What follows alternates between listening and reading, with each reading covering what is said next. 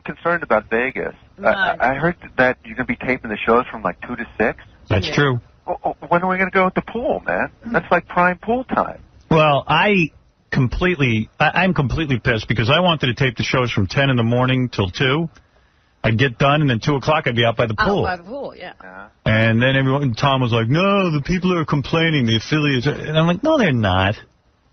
Well, the Hard Rock's complaining because, there's not as many people awake at that time in the morning. I go, dude, the Hard Rock doesn't care. How about you do the shows at night? Tape them from like 6 to 10. Well, dude, that's your life because I can't stay up that late, and Yeah, he'll have to go to bed right after the show. Well, Monday I can do the pool because I'm leaving Sunday. Oh, we're leaving Sunday? Yeah, what do you mean we, white man? Come on, man. I'm leaving Sunday. Ralph, just go to the pool from 2 to 6. What do you care? Can I? I'll do a poolside report every day. Oh, yeah, I don't care. You can go to the pool. I don't need you. Quite frankly, just pack me. I don't need you to go. Well, you have fun, too, man. When are you going out there? When are you going? Tomorrow. Oh, you're leaving tomorrow? No, I'm just kidding. When are you going? Sunday. Oh, you are going Sunday? Yeah. With you. Are you? Yeah, on your plane. No. I didn't invite you. Oh, come on, man. Why not? I don't know. I just feel like you have too good a life. I don't want to make it that great for you. You never let me on that plane, man. You're very passive. I'm letting you come home on it. What's that? I'm letting you come home on it. Oh, okay. That's good. Yeah, maybe if he didn't get all these perks, he might do something.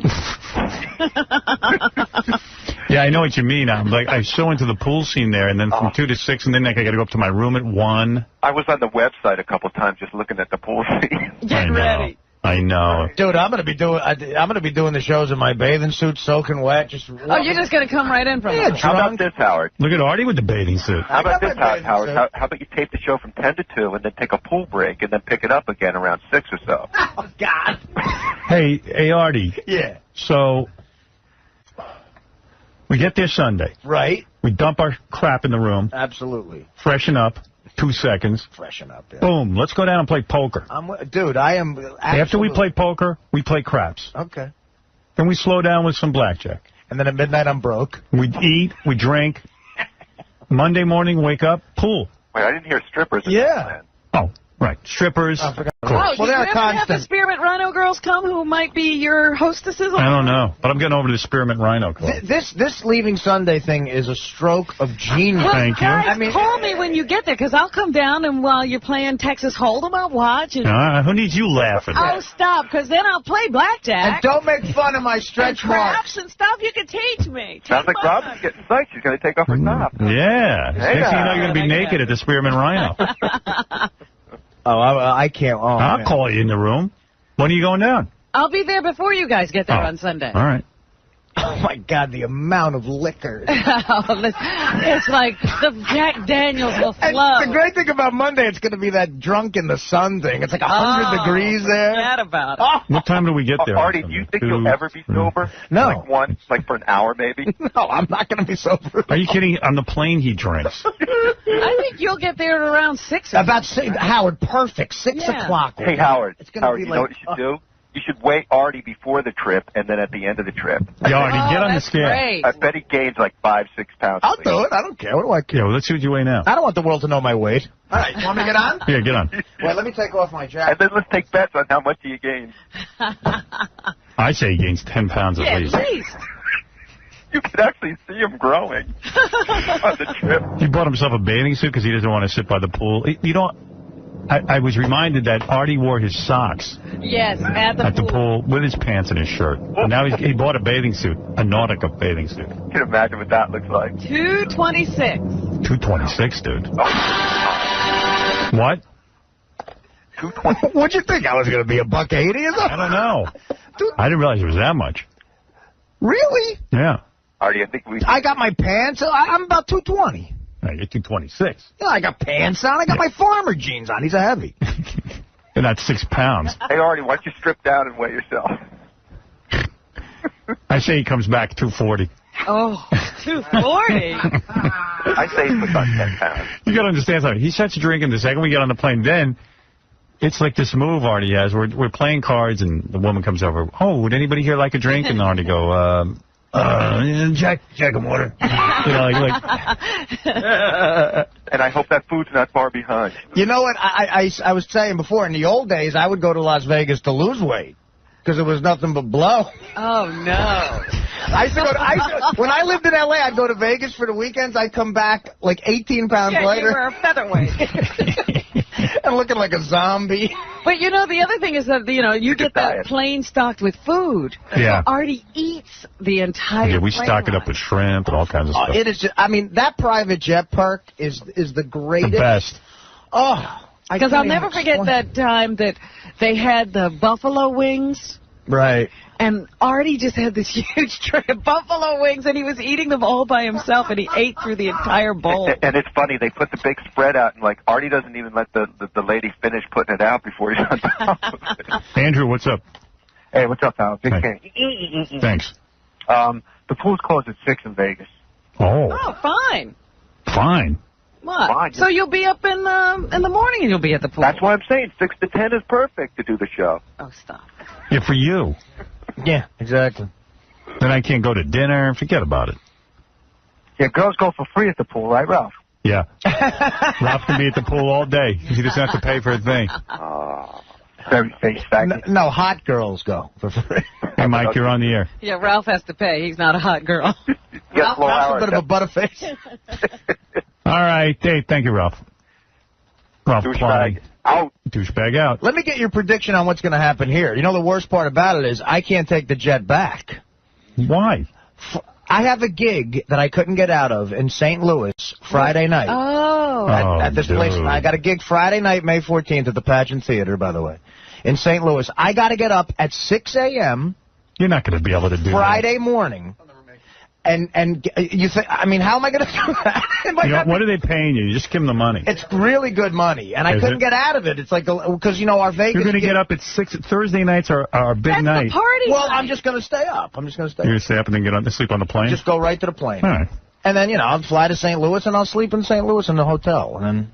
Tell everyone not to go to your gig, and then they'll close up anyway. Yeah, cancel it. I'm going. Please go to the gig. I need you. Oh, my goodness, Artie, you'll never make it. 6 o'clock in the morning? Well, I'm just going to stay up. That's what I did at Super Bowl weekend, and look what I did in L.A. It was great. Very productive. Flunked 7 auditions. Yeah, I made a complete jackass out of myself. Did you hear Artie in Vegas? You know what, Artie? I cleared out the minibar a little bit for you. And I got you a little Jack Daniels. Wow, that's got to be expensive where you're staying. That minibar. Some vodka. Did you get me a Toblerone chocolate? No, I didn't think of that, but I brought some cards in case. You know, I hate to be here on the night that on the day rather that you guys are like down from being in Vegas and now it's like kind of back to the old grind. So I thought maybe I'd deal a little blackjack to you. If you It's enough with that. I'll drink with you. Artie, I woke up Artie. at like 7 o'clock in the morning, and just my radio goes on, and I just hear when the morning you called in. And we're ranting and raving like a... Yeah, I have that. I don't remember. Let me hear what he sounded like. I don't remember any of it. I told Gary to pull some, like, highlights, but I don't know if he's done that yet. No. It is truly terrifying. It is, right? It really was. It was something else. At first, I thought it was a rerun. I thought, you know... Wait, you want to see some tape? Wait a second. I'm going to show you 9 minutes of Artie. I don't want to see it. And I've got the audio so people listening on the radio can hear it. Artie makes Jeff the drunk look normal. I don't know why Artie gets upset about this. Well, because it's embarrassing. Because it's not, you know what, I don't care. What does it matter anymore? Wait, you got to see this, though. And this is, and like, he's like saying weird stuff. He calls everybody a faggot. I noticed that when I was listening to the radio. Look, I'm not an educated guy. That's how I talk. But then like he sees this big black security guard and he says, and I call him a faggot, like everybody does. You have with big black women. I'm sure he does. And I mean, like a black guy wants to hear that. Well, he's probably doing the Jimmy the Greek thing. My big black is having his big he goes, buck or whatever. Oh, it's not like that. And he goes. When you say to a guy he's got a vagina, it's a little bit of a hit, like an insult. Yeah, exactly. You know what I mean? It's like a locker. Hey, wash your vagina. Meanwhile, this guy is carrying Artie around in a wheelchair. Right. He's a helping good him guy. out. I tipped him. I gave him a C note. Am I supposed to... Tom gave him $20. How am I supposed to play this? Is there a... You don't need to play. We just give Artie these alcoholic beverages that I brought in, and we can recreate it. What do you got? You got any J&B over there? No. I can run back if you want. Please, did you have someone do that? You got a runner? What's this going to take me an hour to set up? No. I wouldn't want to lose this tape. Man, let's make sure we get this on. Against anyone. Right, here we go. Knew she had counsel. Well, I sound good there. All right, you ready? Go ahead. I'm not ready. Here's Artie in Vegas. 9-minute recap. Can you see it? Can everyone see this or just me? No. Perfect. Oh, God. Well, they took all the monitors for the trip. How about it? Oh, here, you got... Let me get a fat, non-alcoholic drink. Chicken finger. Let me see that. Oh, that's good. Let me see that. Oh, jeez. Wait, what? No, stop. Thank God there was a camera there. You see how he's flailing around? It looks like underwater footage. It looks like you're swimming, except you're not in water.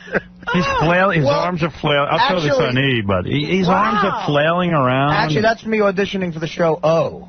Go ahead. Underwater stuff. The Who? You want me to be the Who? You want me to be the Who? You want me to be the Who? No. Howard has made more money for this hotel than the Who ever did. I'm going to destroy everything. Hey, thank you, Artie. Hey, you don't show me. I would have went up to the hotel room with Howard, and I would have said... What night is this? This is the night of Spearmint Rhino. That's the night of the karaoke. Yeah, this is the night of my appearance. Oh, okay. This is right after the show. Oh, this is when I was called over to the Spearmint Rhino so that I could come talk you down? Why am I talking about the Who? I don't know. I love the Who. But... You're going to make me do drinks. You all right? What do you want to do? You want some food? I want to die, man. I just want to die in peace. Why? Because I hate you. No, I love Ganji. Come on. But just give me a cheeseburger. I'll throw it. You want cheeseburger or pizza? Dude, a cheeseburger and pizza suck. I got a pizza right over there. You just got to get a pizza. You're gay. You're gay. Dude, it's pizza. You turned up pizza. Pizza sucks, Ganji. All right, there we go. Oh, my God. Hey, I'll take some. Artie, can we walk upstairs? Let's go. Let's go, man. We're all hot. Everybody's a celebrity. Relax. Las Vegas. Jennifer Holloway. So now Artie's being carried by Joe, the security guy, up to his room. Guy. Joe's a good guy. Joe said his shoulder was killing him from trying to keep you up. I got to send Joe a gift. Yeah. Yeah, you look like a bobblehead doll that the spring got stretched out. You just can't control your head. Your head's just sort of wobbling. It's amazing. I don't remember a second of this. That's not that amazing. Doctors say that's a good sign. If you can't remember it, it's okay. Is it a good sign that I can now relive it on video? That means the alcohol's working. This is going to make a hell of a true Hollywood story. Go ahead. Go, Artie. Jennifer Holloway. We've got the whole thing on tape for the true Hollywood story. Look, there's my buddy, Big Dave. You know, it'd be funny if we actually produce a true Hollywood story as if Artie did die. Yes. Well, because it was reported. We take the newscast of Artie's death. Did you hear about that? Yes. Yeah. And then we actually put together the story because we got all the tape. An hour-long special. Yeah, it'd be great. Start working on that. The day Artie died. Jennifer Holloway is Las Vegas. Which way? This way. All right. Joey from The Sopranos, you faggot. How's it, Joey the faggot? Joey, come here. Get over here, you fruit. You're a good actor. Come here. Get the f*** over. Get the f*** over. Joey, he's a friend of ours. You're coming to my f*** room. Come on. What are you drinking for? Oh, he goes, you're a faggot. Come to my room. What are you drinking for? Well, now, I know he's really not a... Artie Lang would never return from Las Vegas. Coming up, Artie Lang boards a plane for Las Vegas. Artie Lang's sister speaks. Here's Joey from The Sopranos, the last man to be seen with Artie. Who's not a gay guy, by the way. Who Artie called a faggot. I mean, a lot of people, I think, are going to be doing that. Artie offended a lot of people on his last day. So remember when you said you had to go home? We understand there was some sort of intervention. I think your mom got on the phone for the intervention. No. I never talked to my mother. Who was the one? She was too busy crying with rosary beads. My mother said 84 novenas. Really? Yeah. Who was on It wasn't enough. Who was on the phone that got you to come home?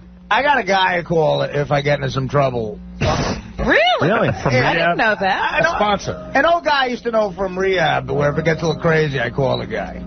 What did he say to you? He said you should come home. Can we call him now? No.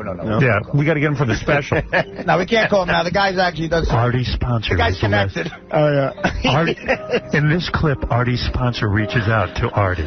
When did he think he needed to call this guy?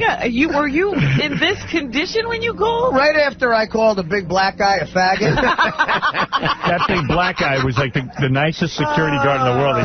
So let me tell you something. Big Dave is one of my favorite people who ever lived. That guy saved my life 4 times this week. Yeah, well, I tipped him for you. I tipped him too. Go ahead. Bring him up. How's that? This guy's a fag on The Sopranos. I've never said that I was a fag on the Howard Stern show. So, fags on The Sopranos are fags. Get over here. I'm not going over that show. Let's go to the I'll go to your room. No, let's go. Let's go. What am I, an ass?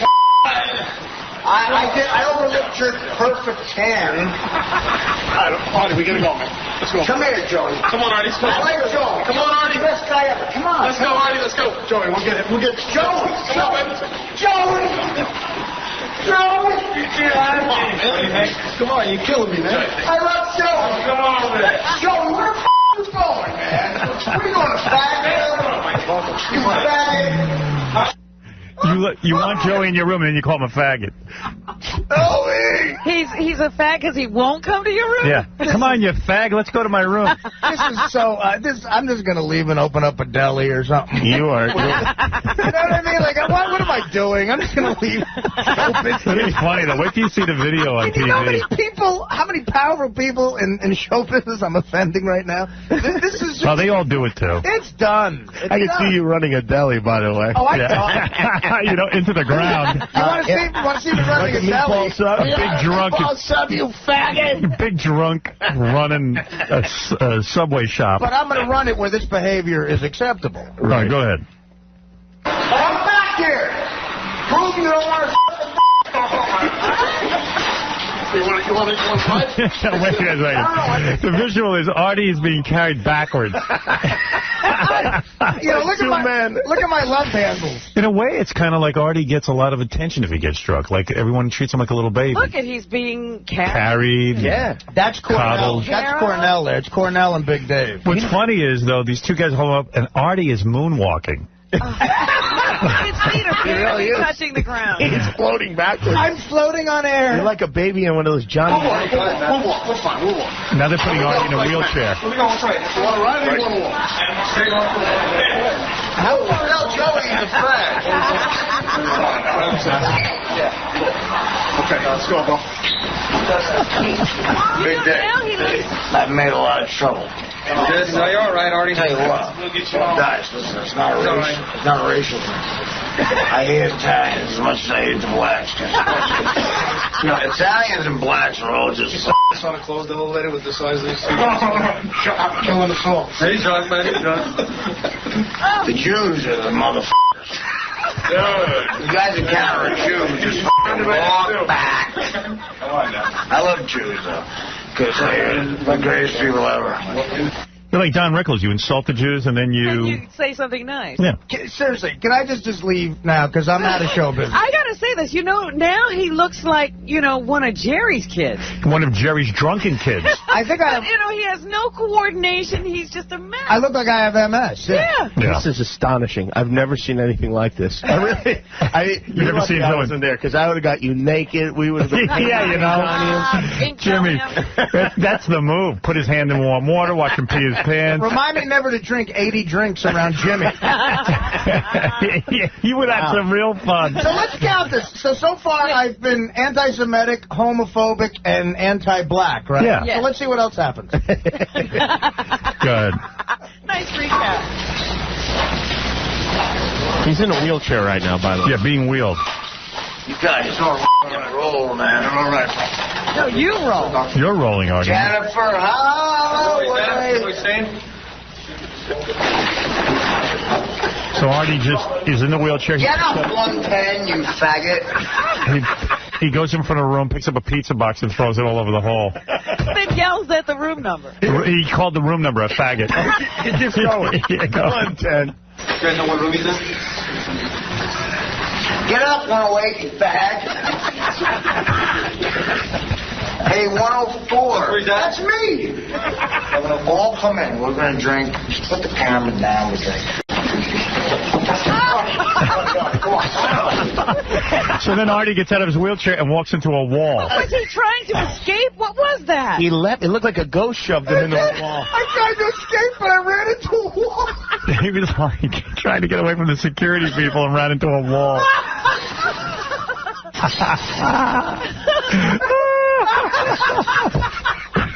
Like he locked himself. I got outsmarted by a wall. We got to look at that again. Yeah. That deserves an instant replay. We'll do that on the E! Show. But go ahead. I got outsmarted by sheep. This is my room. Get in up here. It's a party. It's a party. What's this? Wait a second. Artie runs into his room, jumps up on the couch, and the couch goes rolling onto the floor. It falls onto the floor with Artie now is passed out on the floor, face down. Yeah, Artie just does a dead man's flop. Jimmy, listening to it on the radio, did you think he was this drunk? Well, you know what? I was really, almost happy to see him this morning when I saw him because I thought, he's almost dead. Yeah, but this is this is unbelievable. Go ahead. This is unbelievable. Come on, dude. You all right, Artie? Wash your pussy. Dude, you gotta chill out, mother. Wash your pussy. Wash your... Your P word. Oh, the P word for a girl. All right. Yeah. Wash your... Guys, I wouldn't want to get you in the way of putting the couch back together. Still the funny man. Oh, no. Oh, now he's opening up the balcony. He's going to jump out. Hey, faggot! No. Hey, faggot! I'm trying to save him now. Artie, come on, man. We'll kick back in here. We'll kick back in here, Artie. You know what, dude? Put the suit on. I'll wear your suit, or I'll say I'm a fag. All right, come on. Artie, come back inside. Faggot! Get that box up to this. I'm yelling at the faggots. Wow.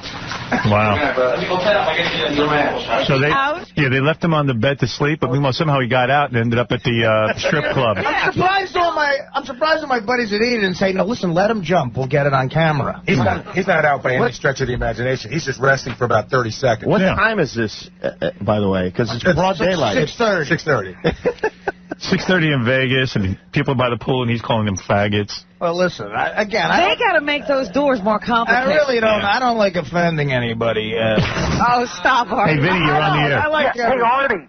What? Hey, Ironside, listen, I want to thank you for coming up with a tape even more embarrassing than the Debbie tape. Yeah, you know what the difference is? You gave us the Debbie tape, fruit. This is me. I didn't know any of this. I think I have a loss. You for the rest of your life. What happened to what happens in Vegas stays in Vegas? Not on cable. Let me just say, Vinny, that there's not even close to as embarrassing as the Vinny tape. Yeah, by the way, Vinny was sober when he made that tape. Yeah. Easy, Poppy. Yeah, let's hear this. 1 minute to change my clothes, and actually not change my clothes, put on some clothes. You know why? I'm not dressed now. Look, this is what I'm wearing. Hold on a second. I know you've seen this shot before, so this is not going to shock you, but I'll give you another glimpse of my bod. Hold on. What's to come? Hold on 1 second. Okay, Deb. Well, in a matter of speaking, my head is still in the picture, only this is a different head, a crucial head. No, I'll get back. I want you to make it so easy for you. I'll give you a profile sign. Okay? We have a winner. Oh, Debbie. There's my ass. Isn't that an ass? What an ass. God, what a big ass. Okay, and this is going to be yours. I want to make this 2 words. Because, God, if someone sees this, boy, they'll never be able to recognize me. They'll have to have a police lineup, right? People holding their and just say, no, that's not the one. Is that the one? No, that's not the one. Is that the one? No, that's not the one. Is that the one? Yeah, that's the one. Oh, I love you. Well, this guy over there is dying to meet you. He can't wait to meet you. Face to face. I think about this constantly, this Debbie stuff. I think about it constantly because... I know. Howard, I got to catch my bus. Go back to Artie. Vinny, we're going back to me. Don't worry about it. My question is this, because the fact that you gave these tapes, it doesn't make any sense. Either you love the show much more than you love your own dignity, or you have no sense whatsoever. He has no sense whatsoever because he gave it to me and he goes, it's a sweet tape. Jimmy, I remember them. I made a mistake, okay? But there's a lot worse that I didn't give. That's all I can say. My balls. You got to give me that. No. I made that mistake once already. See that for you. We might pay you for those. Those will vindicate you, I'm sure. I would be happy to chip in. I really would. Yeah, I'm saying that could be worth big money. Yes. All right, goodbye, Vinny. Oh, Artie. I love you, Artie. How much more of this Artie tape is there? It's about 2.5 minutes, but the best part, I think, is coming. What is that? Oh, my It's daddy. him telling it's a lot of racial stuff. All right, let me hear it. This way, let's just end my life right now. Don't go anywhere. Artie just fell off the bed. I hurt my back. Ready, Artie? You should go somewhere. He hurt his back. He's the only guy who knows what I'm talking about. I know. We want you to get some rep. Rock and roll. I like rock and roll. Joe is the best guy ever. Look, this guy is clearly not a fag. He likes hardcore black pussy. Like I do, right? If you had a fucking like if Jack Tatum had a daughter with a really hardcore jet black whore, and he had a kid, there'd be like an enormous black pussy. This guy would that pussy. This guy likes white chicks. This guy did. Wow. Wow. Listen, I'm going to go. No! Where are you going? I'm going back to Jersey. I'm going back to whatever I did before all this. It's going to be a longshoreman. Thanks, guys. Wow. It's been a lot of fun. Black is the better athlete. Why? Why are you getting all freaked out? Jack Tatum. I love Jack Tatum. So you're saying if he had a daughter... He might have a daughter. Well, if he had she's hardcore. If she was hardcore. But if he had a daughter with a big black hole, you're saying... Yeah. No. If the daughter was... I don't know what I'm saying. Oh, No, they're right. Really? If Jack Tatum would have had a daughter with a big black whore, she'd have the biggest, blackest you-know-what. I see. Right. Yeah. This is spectacular. You could win an Emmy. This is the funniest thing I've ever seen. It really is. Unbelievable. I have always found black women sexy, so maybe this is coming out now. No, you're saying that this guy's so hardcore. Yeah, he's hardcore. That he can handle... Which means a linebacker type woman. You've got to make an Artie Gone Wild tape and sell this because this is. I would watch this in slow motion. I would memorize every single word. It's not a slow moment, is there? No, Artie Gone Wild. It really is. It's Artie Gone Wild. It's an incredible performance. I love my favorite part is the angry sarcasm in the middle. Like they're the idiots. You know, your feet are up in the air and a couch is on top of you. You're like, oh, let me put on your suit and then I'll be a man. Let me just say that I love every group of people. I don't hate anybody. This is just my sort of uneducated Jersey Slav language. You know what else amazes me? That Dave understands. Dave's a great guy. Understands. Dave, the security guy at the Hard Rock Hotel, is a great guy. By the way, Dave will be staying with me. He's coming over to New York and hanging out. Yeah, with one of his big black holes. No, I bring a video camera. That would be fantastic. All right, let me finish this tape because I'm running behind. This guy's a sellout motherfucker. But I'll tell you what. Now Artie's looking at another black guy calling him a sellout. That's Big Dave. Guy, too. Huge I don't know how he knows all that. That's Big Dave. Big muscular guy. Oh, that is Big Dave. That's Dave. Who's the other guy who you say could handle? That was Cornell. Oh, okay. Who was Big Dave's cousin. All right, go ahead. just gonna fucking protect me, so I love pretty much. Ah! Get that! He loves white pussy, and he's guilty of that. This guy pisses me off. I don't want this guy to get any white pussy ever. All right. Wow. All right, listen. I was talking to a white guy, by the way. Yeah. He looks like a member of the student council or something. And when he's like, I don't. When you're accusing him of that. Amazing how drunk you are, and yet you're performing for the camera. Well, I'm a performer. The freeze frames are the best. Much like Jerry Lewis. The freeze frame. You can't get a bad shot. It looks like it's like a scene from Animal House. It really is come to life. It's incredible. Mr. Blutarski. Mr. Blutarski. 0.0. Fat, drunk, and stupid is no way to go through life. I have gone through life fat, drunk, and stupid.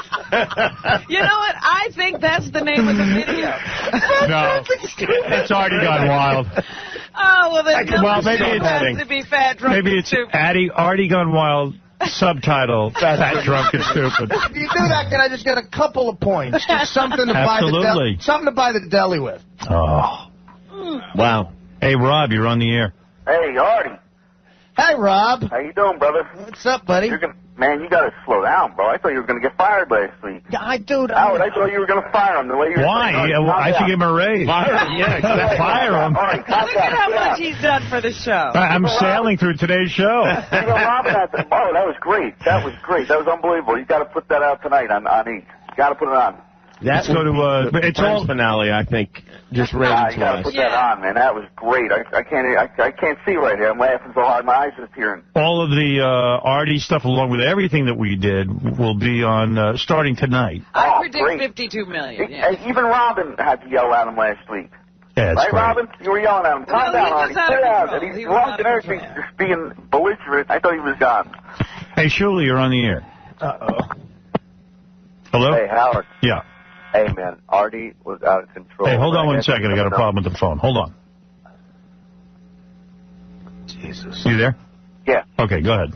Yeah, Artie was out of control, but there was another guy that was drunk and out of control. Was Ronnie. Ronnie, the limo driver? Yeah. No footage of that, though, is there? I wish. He was running through. Here, I got a list of curse words, right? That I'll say clean on the air, but you tell me yes or no if you think he said them out loud in the Hard Rock. What kind of game is that? Who, Ronnie or me? Ronnie. Oh. All right. Like walking around in front of everybody yelling out. Do you think he yelled out the F word? Yes. Okay. What about a-hole? Yes. What about the C word? Yes. What about mother effer? Yes. What about mother effer followed by the C word? Yes. What about good steam's a fag? Yes. I said that. What about the N word? Yes. No, he wouldn't say you're the right N-word. on all of those, by the way. He said the N-word? The N-word? Yeah. Wow. Which N-word? Which N-word? Well, you don't know. Neophyte? I got to... By the way, I never said the N-word in this entire video, and that shows You that might as well have. I am not Really? a racist. At all. I'm just a fun-loving guy who loves Jews, fags, and N-words. All right, finish the tape, because I just want to know where this goes. Wow. This guy is the coolest guy ever. You see this guy? That guy's good. The other guy's good. I'm just afraid he's going to kill me. I'm afraid you guys will kill me too, but there are no repercussions for my hand from the mafia. Come in, guys. Guys, I was just explaining to all these black cushions because black guys who kill me are going to get killed by the death penalty. Here, Sheriff, my dude. Ready? Artie, you're going to sleep. No, I'm not. You take Garrett tonight. You take mine tomorrow night. Garrett, I'm going to spin run tonight. No. I'm taking all these black guys over there, and we're going to show them what small white are. I'll take yours tonight. You take mine tomorrow night. We're going to show all the strippers what a small white dick is. They're going to have to... Right? He's so hammered. But it's done. It's done. I mean, is there? You guys just want to just skin me alive? Well, I mean, there's nothing. The machine of dreams, such a clean What's this? TV commercial. I was like, say, where'd that come from? isn't it weird how every rock song is now, like every rock song we grew up with is now a commercial? Yeah. Like all those guys who said they'd never sell out, sold out. I blame Artie. By the way, this is going to affect my ad campaign that I had all wrapped up. Is your endorsement? Yeah. Anyway, Jimmy Kimmel Live is weeknights at 12:05 on ABC. Jimmy joins us this morning. Yeah. And we got to take a break. And I mean, I got so much tape, including. Artie, that is stellar tape, though. Yeah. Stellar. Congratulations. That really, yeah. you know what? That's one of the funniest things I've ever seen. Yeah. Thanks, guys. I appreciate it. Artie gone wild. You are one hell of an actor. No, yeah, that was all acting, by the way. All right, you know what? I'm all for the broad movement. My youngest is at the age where she's just embarrassed. She'll become empowered soon. Yeah. Start writing papers. Yeah, papers. I never wrote a paper in my life. Really? Yeah, I mean, not really. You didn't go to college? I didn't go to college, yeah. And I barely got out of high school. I had to write a bunch of papers in college. I did it. I was all right at it. Really? Yeah. I wrote one book report, I remember. Like, I did it 4 times in, like, 8 years. The Hank Aaron story. And you were interested in that subject. Yeah. I got to admit, I did that in high school, too. Every year I wrote the same book report. Really? On the same book. The teachers never check what you read the previous year. Yeah. Artie went to college for 2 weeks. He did? Yeah. He actually went? Yeah, he signed up and got in. I went to a Union County college, but it wasn't a good college because I had a locker. Oh, wow. You know what? That's when you know a college is bad. It's not college. Here's your locker. Wait a second. You had a locker? I had a locker in high school. I played 9-ball in the game room for like 2 months, and then I quit. The best thing about college is I could smoke cigarettes in the classes. That was really? way cool. Yeah. I chain smoked. Yeah, that was so adult. Yeah, I chain smoked. I was a chain smoker. I smoked 4 packs a day. 4 packs? Yeah. Oh, my God. I love smoking. Now I'm vehemently against it, but I did love it. 4 packs? That's serious stuff, man. I had an ashtray. I wouldn't even empty the ashtray. I love the smell of it. Heck. Yeah. All the butts and the ashes just hanging there? Like if I met you in college and dragged you up to my room? It would just be a den of smoke. One big den of smoke, pot, and bad wine. I'd leap from mulch. Bottles of it. Sounds so inviting. For any little hoes I could get up there. Right. Of course, no little hoes wanted to be with me, but... Maybe if you'd clean them, things would have been different. Yeah. I should have cleaned my room. Yeah, guys were disgusting in college. Not Dr. Lou. He was my roommate. He was real clean. He hated my filthiness and dirt. He would yell at me. Well, see, you can see the happening dude wanted it clean. Yeah, he's a happening guy. He's a doctor. Doctors know about that stuff. Now I'm different. Now I like clean. Right. You know, it attracts girls. Mm-hmm. Hell, with that, all that dirt attracts bugs. Right. Yeah, it can get kind of gross. You were trying to attract something. Yeah. You got bugs. Yeah. Caught out on cocaine while in Hollywood. Oh, this isn't the letter. Casey, this isn't the letter. Why don't they know what letter it is? I should have it. There's a different letter that just talks about... It's a lot of Artie letters. Yeah. Artie, you touched a lot of people. Appreciate the caring. Let me see. Appreciate it. Oh, okay, yeah, this is the letter. All right. All right. Because of Artie's story, I went to the Karen Foundation, which is where I guess Artie went. Artie mentioned... No, I didn't go to the Karen Foundation. You didn't? I went somewhere, but that's not where I went. Well, I guess this person enrolled in the Karen Foundation. Whatever that is. However, I cannot understand, Artie, how you could go through that 28-day program and still be so heavily using. Were you listening to all the lectures that Turk gave? What about Big Mike? And Howard, as a cocaine addict, let me tell you that if he is still drinking and gambling, there is no way in hell he is still not using cocaine. Really? It makes me really jealous that he was able to be relatively successful in the midst of all that craziness. I left Karen Foundation 7 months ago and haven't picked up a drink or any coke since. If you are really an addict, you simply can't put one or the other down. It will catch up with Artie and will affect the show. Can you drug test him? I'm a huge fan, but as someone whose life was nearly ruined with drugs and booze, I wish the show wouldn't glamorize addiction quite so much. Artie is going down unless he tries to get recovery. There is no way this story of his won't end tragically. That's all I'm saying about that. Take care. Love to all. Artie, can we drug test you? Thank you, now that my mother's crying. Yeah. And every executive that might hire me in L.A. is driving to work listening. Let us drug test you. Go ahead, drug test me. You want to drug test me? Go ahead.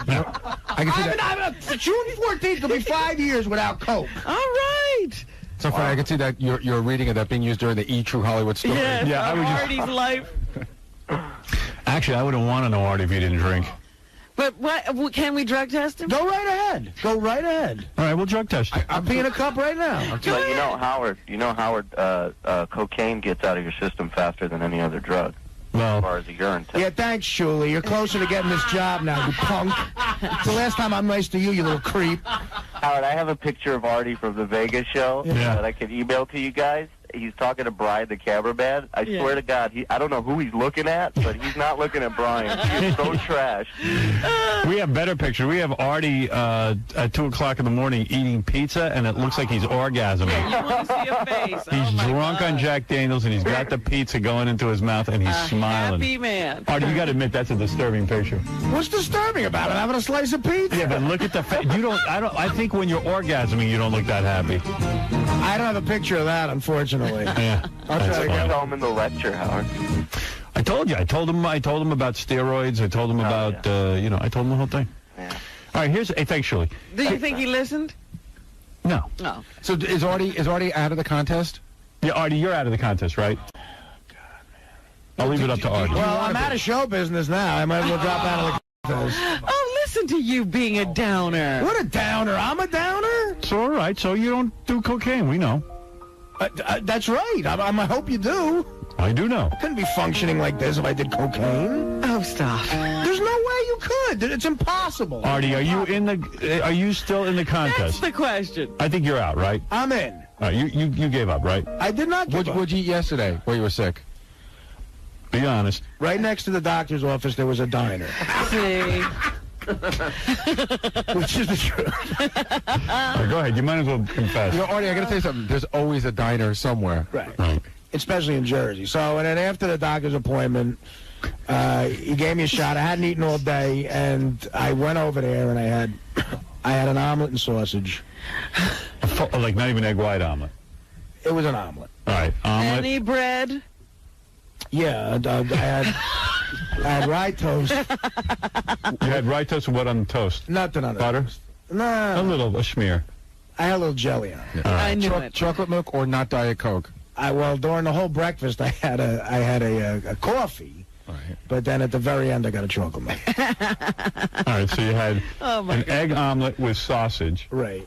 And the sausage are like, they might as well just deep fry them. Yeah, right. An order of sausage. An order of sausage. All right, one order. Right, and then rye toast with jelly. Can I jump in? Is the order of sausage different than a side of sausage? It's more sausage, a whole order, right? Yeah, whatever. It's 2 pieces of sausage. Sure.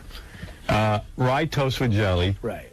Coffee. Right. And then I was sick, though. Yeah, chocolate milk for dessert.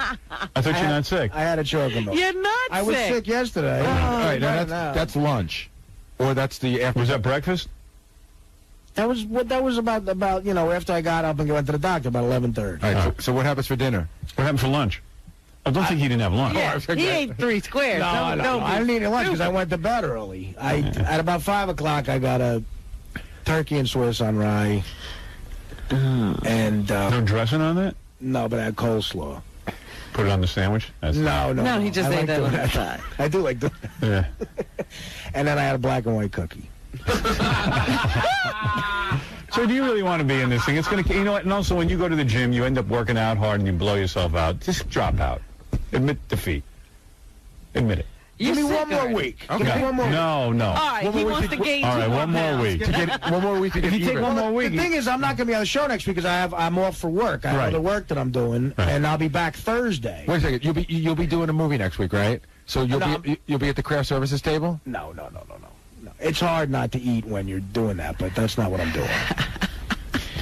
Like I did a movie, and there was a lot of good food there, but I ignored it. You have willpower. You have more willpower than the average person when it comes to that right now. Would you admit that? Right. But I keep thinking about that letter. Every time Artie says, but that's not what I'm going to be doing, the letter says what you say you're going to do and what you can actually do are 2 different things. Yeah. Like you go, I'm going to go on a diet next week, and then you're going to be at the craft services table eating black and white cookies. Besides all that crap, what have I ever told anybody here that I could do that I was not able to do? You said that you would never drink during a work week, and you drink. All right, John, you know what? If you want to start messing around with people's livelihoods, John, you want to start getting honest about stuff, I'll do it. But I'll have to leave the show. What? Yeah. What? I mean, you're messing around with what I do for a living, man. Coming and saying stuff like that. What's he talking about? What are you talking about? Nothing. I mean, people hear this show, and it's a powerful show. So, just calm down. Well, you asked, what did I ever say I wouldn't do that I did, and he just said you would never drink during the week, and you took a drink. Thanks for pointing that out, man. Yeah. All right. I thought that we all pointed that out. Right. Oh, dear. We should weigh him now and see. Artie's down and out. I think he's upset. Artie, everyone knows you're not a drug addict anymore. I'm not down and out. A little fun. You know what? I guess so. Artie, you're a complete professional. You've shown up every day for work on time, and you do it even during the World Trade Center disaster. He never missed a day, and he's There's a boat over here. Yeah, don't worry about it. Nobody thinks you can't You work. show up every day. What are you talking about? All right. You're a Dean Martin. You're Dean Martin. What's wrong with that? My mother's crying right now. You like to drink and you like to eat. It's Your not mother. a secret. We don't think you're on any drugs. You like to drink and you like to eat. Yes, absolutely. Are you hiding that fact that you like to eat and drink? No. I mean, so Is that a they big are. secret? We're honest about what happens to them to me. I So am. what are you worried about? Well, just letters like that is, Oh, come on, it's funny. But that's one guy, Artie. Creepy guys like Shuley who probably wants this job calling up, oh, good picture. Oh, yeah, that's good. The only pictures you'll ever be in, Shuley, are the pictures we took that night. Sounds like you and John, though, are having a falling out, huh? I didn't say anything. All I said was, but you said that you never drink during the week. That's all. That's the only thing. You said, name one thing that I say I'm going to do and I don't do. He said, drink during the week. And you go, I hate you. I gotta tell you, the big thing is funny. I'm leaving the show. I like the way he runs in with that little evil laugh of his. Yeah. Well, welcome to the show, Artie. I'm not saying he's wrong. I'm just saying, if you want to start being honest, we'll start being honest. Right, then be honest about him. I'm wondering what's the big thing you're holding back? There's nothing I'm holding back. I don't think that's what he meant. My function on this show is not to snitch on people. I'm Why not? What did John do? What did John do? I'm not saying that. I'm just saying in general. Oh, John, you must have done something. I don't know what it is. What are you doing? Artie's got something on you. Hasn't done anything. And believe me, he's done nothing wrong. Nothing wrong. Please snitch. Look, I try to be a nice guy. If people ask me my opinions on stuff, and I'm always a nice guy, And I'm not paid to trash people on this show. I'm paid to hang out and do whatever, Wow, what's he talking about, Howard? Something's up. I'm just listening. Nothing's up. Nothing's up. Believe me, nothing's up. Oh, my goodness. Nothing is up. Because you know what's funny? You know what's great about this show? Yesterday, sitting in bed sick, I listened, and I forgot how great it was to listen to the Howard Stern show. I loved it. I really did. I was like a fan again. And, John comes in here with his things about people, and it's unbelievably entertaining. And I got to hand it to John. It's great for the show, but when you're involved here, sometimes it could be a little hurtful, a little bit of a pain in the ass. What did I do? I said one thing, though. You asked the question, what do I do? It was a rhetorical question. The guy in the letter says you will never be able to follow through on what you say you're going to do, and you go, I always follow through. Name one thing, and he goes, drinking during the week. And you know what the funny thing is Artie's right. I've said this a million times. John can be unbelievably evil and everything else, but in this particular instance, he really wasn't. Harmless. You want Jessica Hahn to stick up for you? Here we go. She's on the now phone. You got I need some sort of representation. Jessica, go ahead and say what you have to say. First of all, that is a big deal what that lady said in the letter. You, Howard, I've heard say, if I can't drink, I'm not going to do it. You're so thin, and you're drinking to talk to Tom. And if anybody's going to worry about anybody, they should worry about you. You've suddenly taken up drinking. Artie doing... I drink once a week. I have a glass and of Artie, wine. Whatever he said once in a while. Why are you all ganging up? I'm not ganging up on Artie. I wouldn't hire Artie if Artie was out of control. Talking. Yeah, but Artie's very disciplined when it comes to this show. Nothing. That's a heavy... I don't have a problem with Artie. Artie works on this show because he I is was responsible. concerned that Artie was getting upset. We're just joking You're around concerned here. about what the lady says in the letter. No, we're not. Jessica, we're goofing. Thank you, Jessica. Pull yourself Gary, together. I mean, Howard, you always dismiss me and when I have something right to say. All right, you're right, I'm wrong. Now everybody's defensive. Now everybody's mad. No, Hey, listen, you're just always acting like cocky lately. Well, that's it. I'm cocky. Here we go. Are you going to go off again and say how it's changed? Yeah, she does that every once in a while. She goes, I've changed. Yeah. Well, you do. Also, people change. Of course they do. But it's just all of you are on top of this guy, and he loves his job. Do you want to get on top of this guy? I love Artie. All right, thanks, We all Jesse. love Artie. Thank you, Jesse. All right, you're right. I love all you guys. It's great working here. It's just that when you hear letters like that, it's a... I mean, I'll pee in a cup every day if you want me to. No one thinks you're on coke. You're not going to get silent all But day. I'm not silent all show. But if I pee in a cup every day, will that satisfy? Every day I'll... Stop it. Who thinks you're on coke? Evidently, that letter... He's reacting like he is. You know? Stop it already. You're very defensive. No, believe me. If I was on coke, I would not be willing to pee in a cup. What are you screaming about over there? It just upsets my mom when she hears stuff like that. You want to call her? Yeah, I'd like to talk to Artie's mom, actually. Why? Because I just think she sounds pretty cool. I want to hear how she decorated the apartment. Did she bring him a tray of stuff yesterday while he was Isn't it sick? funny how like Artie's like this wild, out of control guy, but he's worried about his mom? That's the same as Kinnison. Yeah. Kinnison was on coke. He was completely out of control. He's banging. He'd come on the air and talk about it, and then I turn to him privately and I go, Sam, I'm going to go get an earring. I know you want one. You want to come with me? And he'll go, oh, no, my mom will kill me. Yeah, she didn't care about the coke, apparently. And I'm like, I mean, you're on coke, and he goes, heroin, whatever. He goes, my mom hates earrings, and I don't want to piss her off. My mother is a great woman, and she's been through a lot of crap, and I just, she thinks she's out of it now, and I want to make sure she knows she's out of it. That's all. Between me and my old man, she's been through a lot of crap. Artie was saying last week that he put his mom through a lot when he went through his problems, and he feels bad about it. My father he does too. My father was, a great guy, but a little bit of a maniac, and he got a tough break, and my mother gets all the brunt of it. So, Wow. Wow. What wow? I'm just saying, wow. You read two letters that are like basically telling me, So there are guys with issues who are reading into your life. You know who's got a tough? Charles Manson's mother. Right. That's tough. Tell your mother to calm down. She could take it. Tell your mother she's got it damn good living over there in Jersey. She never claimed she had it tough. I think she did. Don't worry about her. She'll survive. She'll bounce back. Stop worrying about your mom. And every day you prove that she has nothing to worry about. Leave it alone. Here's a guy who says, my new sunglasses look like a bug now with my new glasses. What? Everyone tells me my new glasses are nice. Except this guy. Except are you this going guy. to change them now? Yeah, because this guy doesn't like them.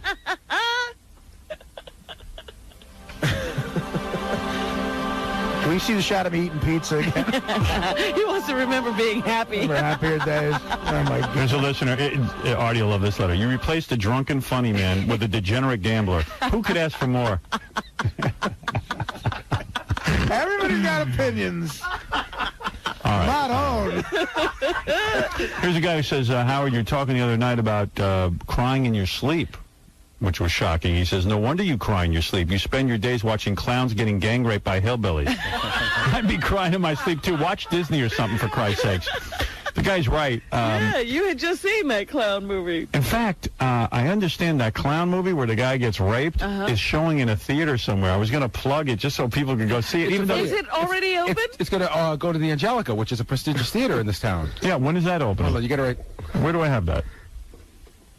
Because now everybody can cry in their sleep. Says, hey, you know what? You know that movie Howard's been yakking about all week with the clown rape? Well, I just found out it's opening next Friday, April 26th. That's this Friday, actually, isn't it? No, next Friday. Okay. It's going to be at the Angelica Film Center, which is at 18 West Houston Street in New York. Yeah, beautiful theater. On the big screen. You should do something with your listeners, like make a cut how far they can get through the movie before they have to bail out. I'll do it. I have to see this movie now because of all the stuff you said about it. All I'm telling you is, the movie's horrible. But let me ask you a question. Wait, but you watched a lot of this. No, here's what happened. No. I don't want to mislead you if you go to see it. All right, because you kept saying, I watched it until this point. I had it on videotape. Yes. I started watching the beginning where the clown is a nice guy and he's doing good deeds. Mm-hmm. All right? But he's disturbing looking. He's fat and he's just an ugly clown. He's just like every evil clown. All right. But he's a good guy. Yes. So then I couldn't take it. It was so boring. He goes to a diner. He meets with his friends. Did you fast forward? I fast forward right to the clown rape. Right. Oh, you knew there was a clown rape? Yeah, Gary told me. I gave him the tape and I said, listen. So then all of a sudden the guy is low on money and he's complaining to everyone. He can't make money as a clown. And he goes over to this bachelor party, he thinks. He puts an ad in the paper. He walks in and the hillbilly, who's the dad, and his two retarded sons, smack him over the head with a bottle. Drag him in. Rip his clothes off. As soon as he gets to the door, they bonk him over the Now head. he's this big, fat, naked guy in a clown mask. Is he completely naked? Yeah. Oh. No, except for fishnets. Yeah, right. Yeah, they put him in fishnets. Then the hillbilly dad picks him up. The guy's all drugged and out of it. His blood coming out of his head. Oh. And he dances with him, slow dances with him. While the two retarded brothers are screaming, "Hey, Dad said we'd get to be with the clown." 84 years old. You look terrific. You really do. Wait, first of all, say that again. You're 84 years old and you look terrific. That's what I wanted to hear. Dr. You Ruth, look good too. Can I hear you Hi, speak Robin. Hebrew to Shuli? I would love to hear that. I am so admiring of people who can speak multiple languages. אוקיי, שולי. שולי? בוא נדבר עליו. בוא נגיד עליו שהוא צריך להיות מאוד בסדר איתי, כי הייתי בהגנה. Now, you know what I said? I want to hear, see if Shuli know what you said. אני הבנתי מה שאמרת. Okay. You want me to translate now? No. Just let me hear you talk. translated. Let me hear you talk. Talk to Dr. Ruth. Ask her a question.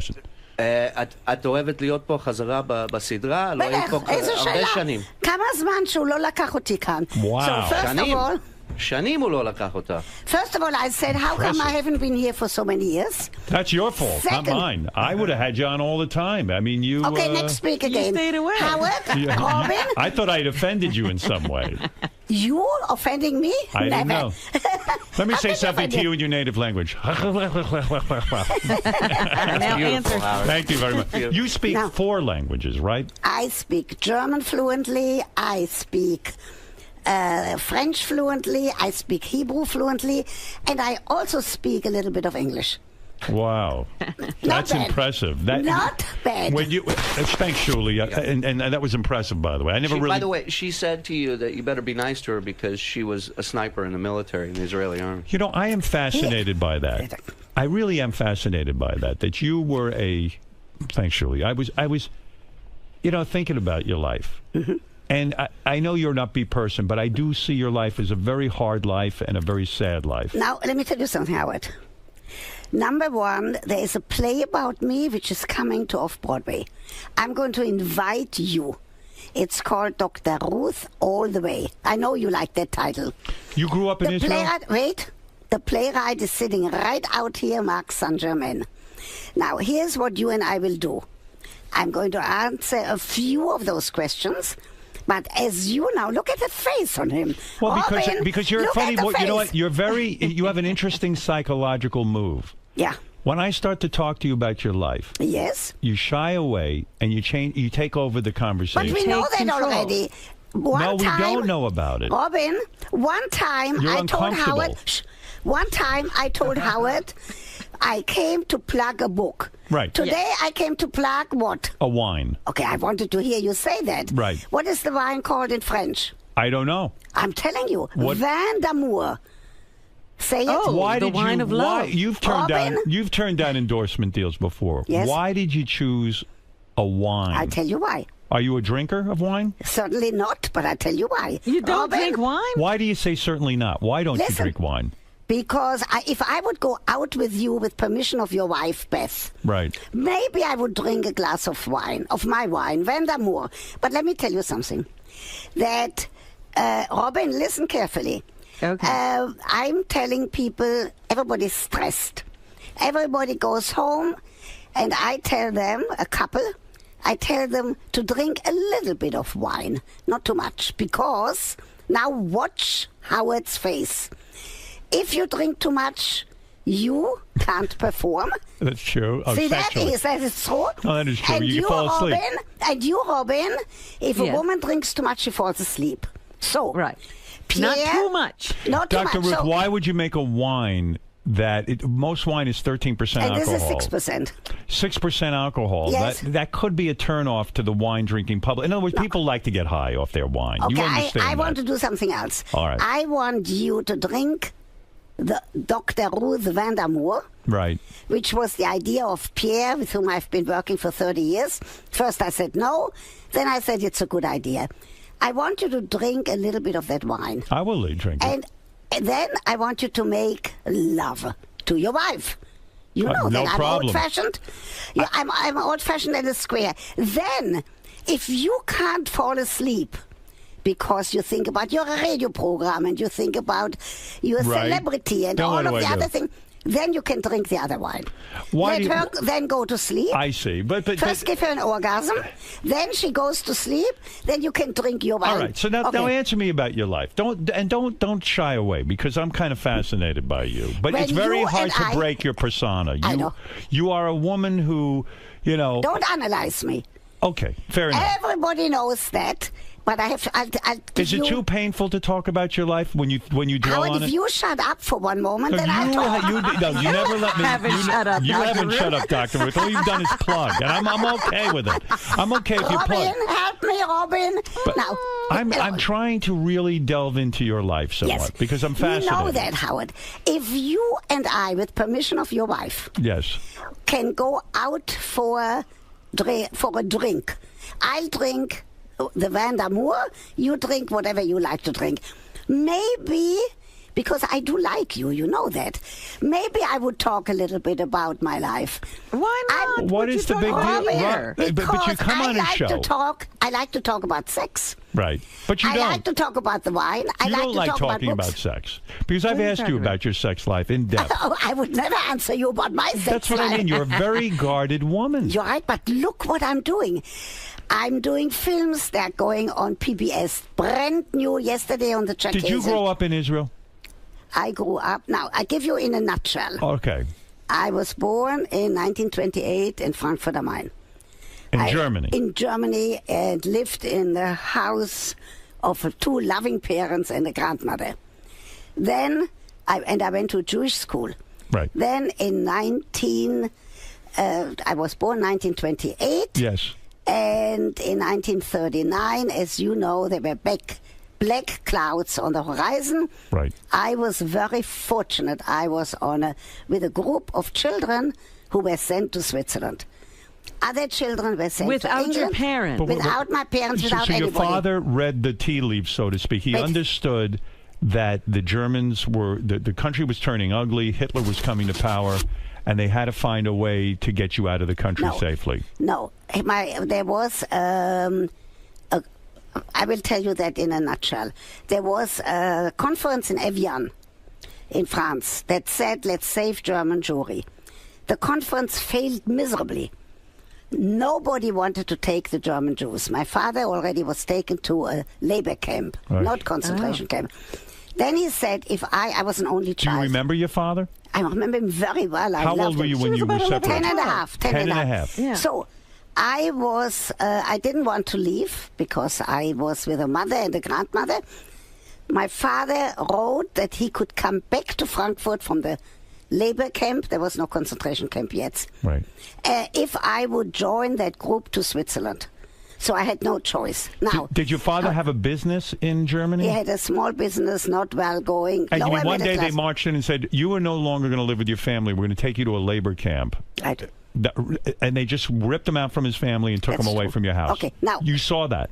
Howard, I did see that. I give you one more minute. Be quiet. Okay. About that, I went to Switzerland.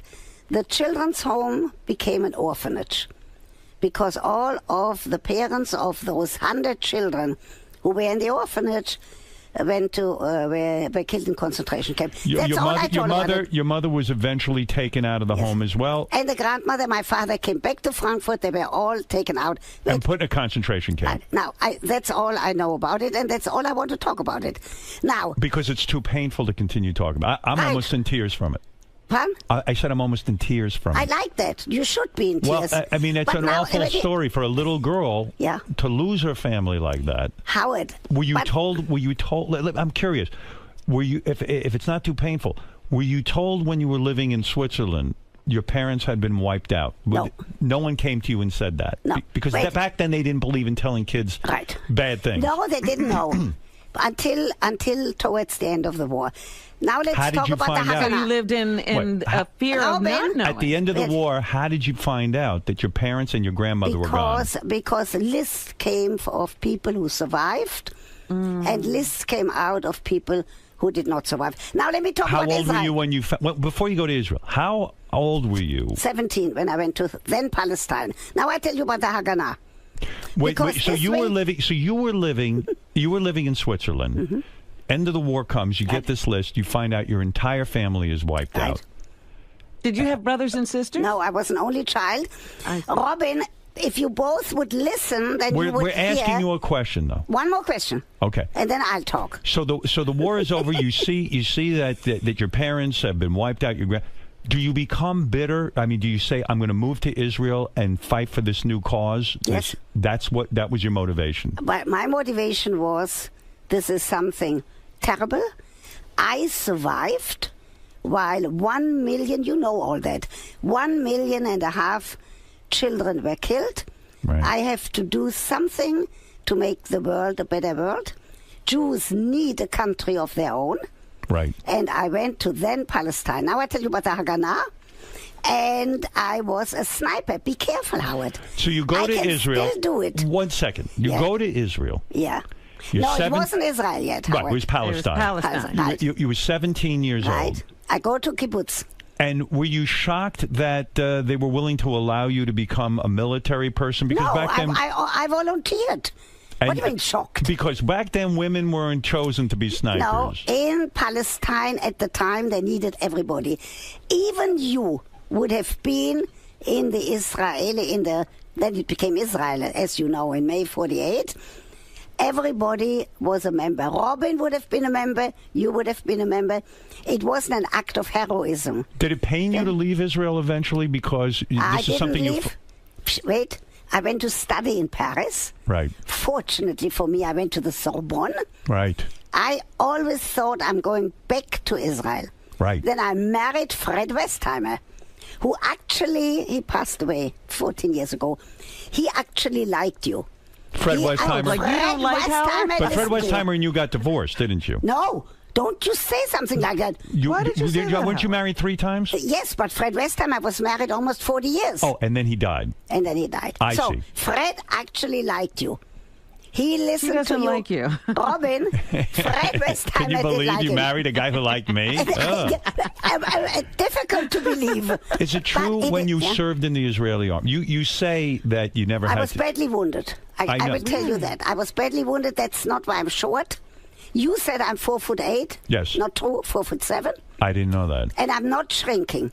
Because if I shrink, You'll I will disappear. need 5 kilos. But Dr. Ruth, in all seriousness, you had a horrible thing happen to you in Israel. Your foot was blown off, half of your foot.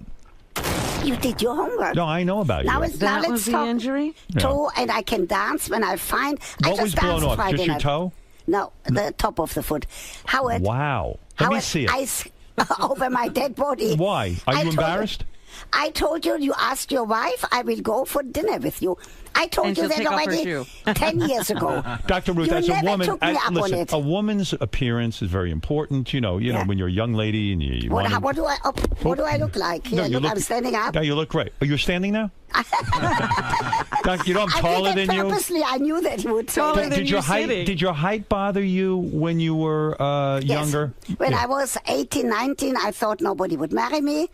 I know better. I was married, I told you, with Fred Westheimer. 3 almost times 40. you were married, yeah. 2 times before, some wonderful love affairs that I legalized. So men were attracted to you despite your short stature. Yes, I think they were attracted to my talking, and I did not talk about sex. Did people think you were a little person? Did they ever mistake you for a little person? Like a little person, like a midget type? No, only Howard Stern.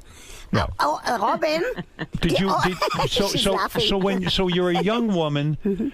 When half of your foot is, you claim that you never, as a sniper, killed someone. That's true. Do you say that because a lot of soldiers who have seen action? I heard you say that. No, I really didn't, and I want to tell you something, Howard. Listen carefully. Right. I was in the Haganah, in the underground. Then that became the Israel Defense Forces. Right. And I was there for a very short period of time. Right. How many years did you serve? I was there for 2 months. Oh. Because Israel was declared in May. Right. We were all very well trained. I know how to throw hand grenades. Be careful with me. Do you really? Yes, I do.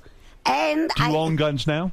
God forbid. Why do you say God forbid? Because I don't think anybody should have a gun, except if you are in the military. Listen. How long does it take to learn to shoot a gun on a sniper level? Very fast. I for some reason was very talented in it.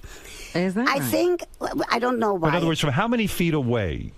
Could you take out? From here, I could shoot over there, but I'm not going to shoot. And you could take out a guy, and in practice drills, you would practice on targets. I would have to say, bend down, because you are too tall to shoot. As a sniper, do you think Kennedy was killed by one person? I do not know. Do you ever look at that kind of thing as a sniper? You must be kind of interested in it. No, not really. Look, were you in firefights? Did you actually? No, I was just wounded at the residence of young girls who they lit off a bomb? On my birthday, on my 20th birthday. They lit off a bomb?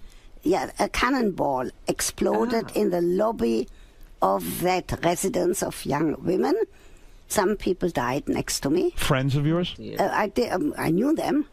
Wow. And, wow. And I was badly wounded, so that was the end of my military When you wake career. up, did you pass out when the cannonball hit? No. Is it shocking or are you in pain? I just asked a friend. It wasn't pain. I asked a friend, "Do I have to die?" That's all. Now listen. Well, hold, stop! Don't blow by that. That's heavy. Let's go back. You weren't unconscious. You stayed conscious through the attack. Yes. You look down. Your foot probably hurt. You look down and you see half your foot missing. No, I just saw blood. Did you freak out? Did you cry? No, I just thought maybe I did ask somebody, "Do I have to die?" So, wow. Can we talk about the wine, please? Isn't that an We will. But isn't that an interesting question? Do I have to die? Right. Because you've seen so much death, it's almost like you have a choice. Now, Howard, we want to talk about two things. One is the wine, and the other thing is... You don't think we're going to... We're talking about the Holocaust and your foot getting blown off, and all you can think about is that dumb wine. I came here Stop it. I have to plug the wine. Yes, we're going to get to it. Them. But you see, you're talking about something so difficult, something so personal. To jump to wine almost seems like the best defense mechanism in the world. That I'm getting to something real in Dr. Ruth's life. Yes. And then suddenly you go to the wine. So you did already. I gave you whatever I wanted to give you. No, but I want to know when your but foot you can't transition so quickly. The other night I was complaining about a hangnail forever. You would think I was the biggest baby. I mean, you had half your... Men are complaining more than women. But did you think it was the end of your dating world then? Not only are you short, but like half my foot's missing. Were you embarrassed when you went out with Fred Westheimer and when he saw it for the first time? No, because by that time it was healed. You know... Because you do your homework that I did. I was a super good skier. But is it difficult to learn how to walk after half your foot is blown off? It takes a little while. It takes some determination. Were the bones affected, or was it just a surface kind of thing? Just the surface. What do you mean just the surface? Half your foot's gone, no? Can we talk about the wine? She said the top. Oh, just the top of half your foot. Just the top. Stop with the wine. We're going to get I just want to see the wine. Can you see it? What do you mean see the wine? How do I have the wine? I don't have it. They told me that you're having the Van d'Amour. One is a Zinfandel, a rosé. What do you think? You're going to make $1 million with this wine? You're on fire with this wine. Vin d'Amour.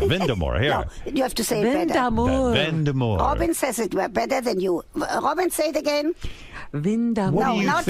What do you think your parents would think if they knew you lived in America? Yeah. Not only are you a celebrity, but you've had a great career, that you have your own wine, Vin d'Amour. I mean, what do you think your mother and father would you ever? No, they would not believe it because they wouldn't believe that I would go on a program with Howard Stern. They wouldn't believe that I talk about orgasms and erections. But isn't it amazing? Do you dream of them when you were? Do you ever? Not anymore. Not anymore. No. But there was a time you did, right? But I think of them every day. Now I have to tell you something. You know who Tough life. Wait. Do you know who Nate Berkoff is? Yeah. No. Okay. Nate Berkus. Nate Berkus? Not Berkus, Berkoff. No, she said Berkoff, but I think she means Nate Berkus. Berkus, you're right. Oh, Berkus. Hey, did you go to Did you go to Arnold Schwarzenegger's book party yesterday? I certainly did. What do you make as a trained person? Oh, now he's coming with. No, we got to ask this, Dr. Ruth, because you're an expert. I tell you what. Go ahead. Only in America can somebody like Arnold Schwarzenegger from a little village in Austria rise to that stardom, be the governor of the greatest state, California, in the country, and he gave an excellent talk yesterday. And the main thing that is of importance to me is that he said only in America. Do you think he's a sociopath? Pardon? Do you think he's a sociopath? I don't. I'm not a psychiatrist. And I don't give labels. Do you think he's a narcissist? But what do you think of that whole thing with Maria? I don't comment on that because Why? Because I'm not an investigative journalist. But isn't that a sexual sort of thing? Like, can I be honest for a second? And I'm not doing this to be funny. When we I don't believe you when I'm you telling say you, that. when we saw the pictures of the maid that he had sex with. Hold it. Listen to me. Yeah. How did you know that I was there last night? I have my sources. I follow you around. Oh my gosh! I have the. You follow me around day and night, or Day and just night. We know everything. Do that you know do. that I'm out every night? It's wonderful. If you have, Why? Are you listen, afraid to be alone? No. If you have, I Is want it to talk hard about for you to be Nate. alone? No. I want to talk about Nate, but I want to tell you I something. want to talk first. about your life. So I tell you one thing. If somebody like me has to be a widow, I Right. don't wish it on anybody. Are you lonely? New York, of course. New York is the best place in the world. I'm out every night. May I ask you, since you're last interested in night- sex, do you masturbate still? Forget masturbation. Does she have sex partners? Yeah, because women, Robin, you would are I a say big that you- advocate of the elderly, the Yes. older population. In fact, you teach courses in this. You're teaching Yes. a course and now. I'm now going to. I taught at Yale and at Princeton for 6 years. Does it Now I'm going aggravate to you teach that? at Columbia Teachers College. Does it about aggravate the you family. that? Is it aggravating to you that people think that a woman 84 doesn't have sexual desire? Is it aggravate you that I'm telling them that they are wrong. you do have sexual desire? Yeah, but I don't talk about your or my sex life. Robin, Let's I don't talk even about it. talk about, no. What do you I use? Do you use a vibrator or a banana? What do you use? A banana. I talk about it. That's Imagine all. Dr. Ruth with a banana. Good Lord. No, I knew you. I knew you were at the Arnold Schwarzenegger party because you tweeted it. I said, that's why you knew it? Yeah. Okay. But do you write your can't own tweet tweets? something or and then say, how do you know it? I tell don't you think what. you do. You write your own tweets. You're right. I talk and Pierre writes it. Right. Pierre is the same guy who is my Minister of Communications, Right. who said I should do the wine. I said no. Then I said yes. You have advisors. I have here Mark It's Saint-Germain. I first said not to write a play about me. Now it's the biggest success up in the Berkshires in Pittsfield. Oh, wonderful. I tell you who's playing me, Robin. She's about your size. Her name is Deborah Jo Rapp. Never heard of her. Yes, you did, I did? because she Oh. plays the mother on the 70s show. She's fabulous. She learned my accent. Does Pierre ever pleasure you, or is that your partner? No, Pierre has a wife. Oh, he does. All right. Pierre is Catholic, and he has a wife. And he has 2 children. You would never date a Catholic man? And he has not a married one. Would you date a man who wasn't Jewish? Of course, but not a married one. Would you marry No, a non-Jew? I Be don't honest. know. I don't know. You wouldn't, because you Probably listen. not. I'm very Jewish. Right. Probably Are you? not. You keep a kosher house? I don't keep a kosher house, but I know all about it. I belong to 2 synagogues. Did you go to temple How on come- Yom Kippur? I certainly did. All Did you day. fast? I certainly did. Did you? Do you ever? No. Did you? No. I'm not How religious. come? I'm not religious. So you did? You didn't go to synagogue? No. Do you ever? Do you? Let's talk about when you go Nate to for one temple. moment. But 1 second. When you go to temple, do you ever? I don't want to say curse out God, but do you ever say, God, why did you do this to my family? No, because why it's did you allow? no answer. Now, Howard. What do you mean? There's no answer. God doesn't answer. There's no answer. Do you believe there's a guy up in the sky who listens to you? Yes. You really do? Yes. He lives up even in the told sky. me. Why does he have to be in the What did sky? he tell told you? me to go on Howard Stern. He said Howard will be very No, but nice. isn't it hard to He'll believe? plug your wine. Isn't it hard to believe in God when God It's a good has question. forsaken I don't you? have an answer. Howard, let's talk for Why one are you moment so about uncomfortable about this? You're so uncomfortable. I mean, I understand why you're uncomfortable, but have you ever seen a psychiatrist? Did I ever say Yeah. Have you ever got? God forbid. Why? Why do Did you you? not want to do I that? go Did you? 3 and 4 days a week. How can you do that if you are here at 5 o'clock in the morning? I make a point of it because it's important to me. I need to get help. I don't believe that. Robin? Robin, Dr. is that Ruth. He's true? telling the truth. Why? He's telling the truth. You know that you listen. Even in my There must short be some things even you in need my to short discuss. Moment one about second. Nate. Even in my short conversation with you right now, I see tremendous avoidance, and I understand it. It's your defense mechanism. It's the way you get through the day. So go on to another topic. But don't you think when you go to temple, you could be Are you? Don't you think this You just anger? asked me and You've I never said dealt no. with your anger. No. Are you angry? If we have dinner together, I might tell you about that. How do you I feel don't- about what's going on in Israel now? That it seems like the world has turned its back on Israel. Does that pain you? I go to Israel every single year. and I do give lectures, and I go to the president's conference, and I'm very worried about Israel. There's no question, period. I'm not a politician, and I don't discuss politics. Do you think the world has really changed since your parents were wiped out? It seems like the same characters are up to the same bullshit where they want to wipe out the Jews. That's right? one guy. Look what he did.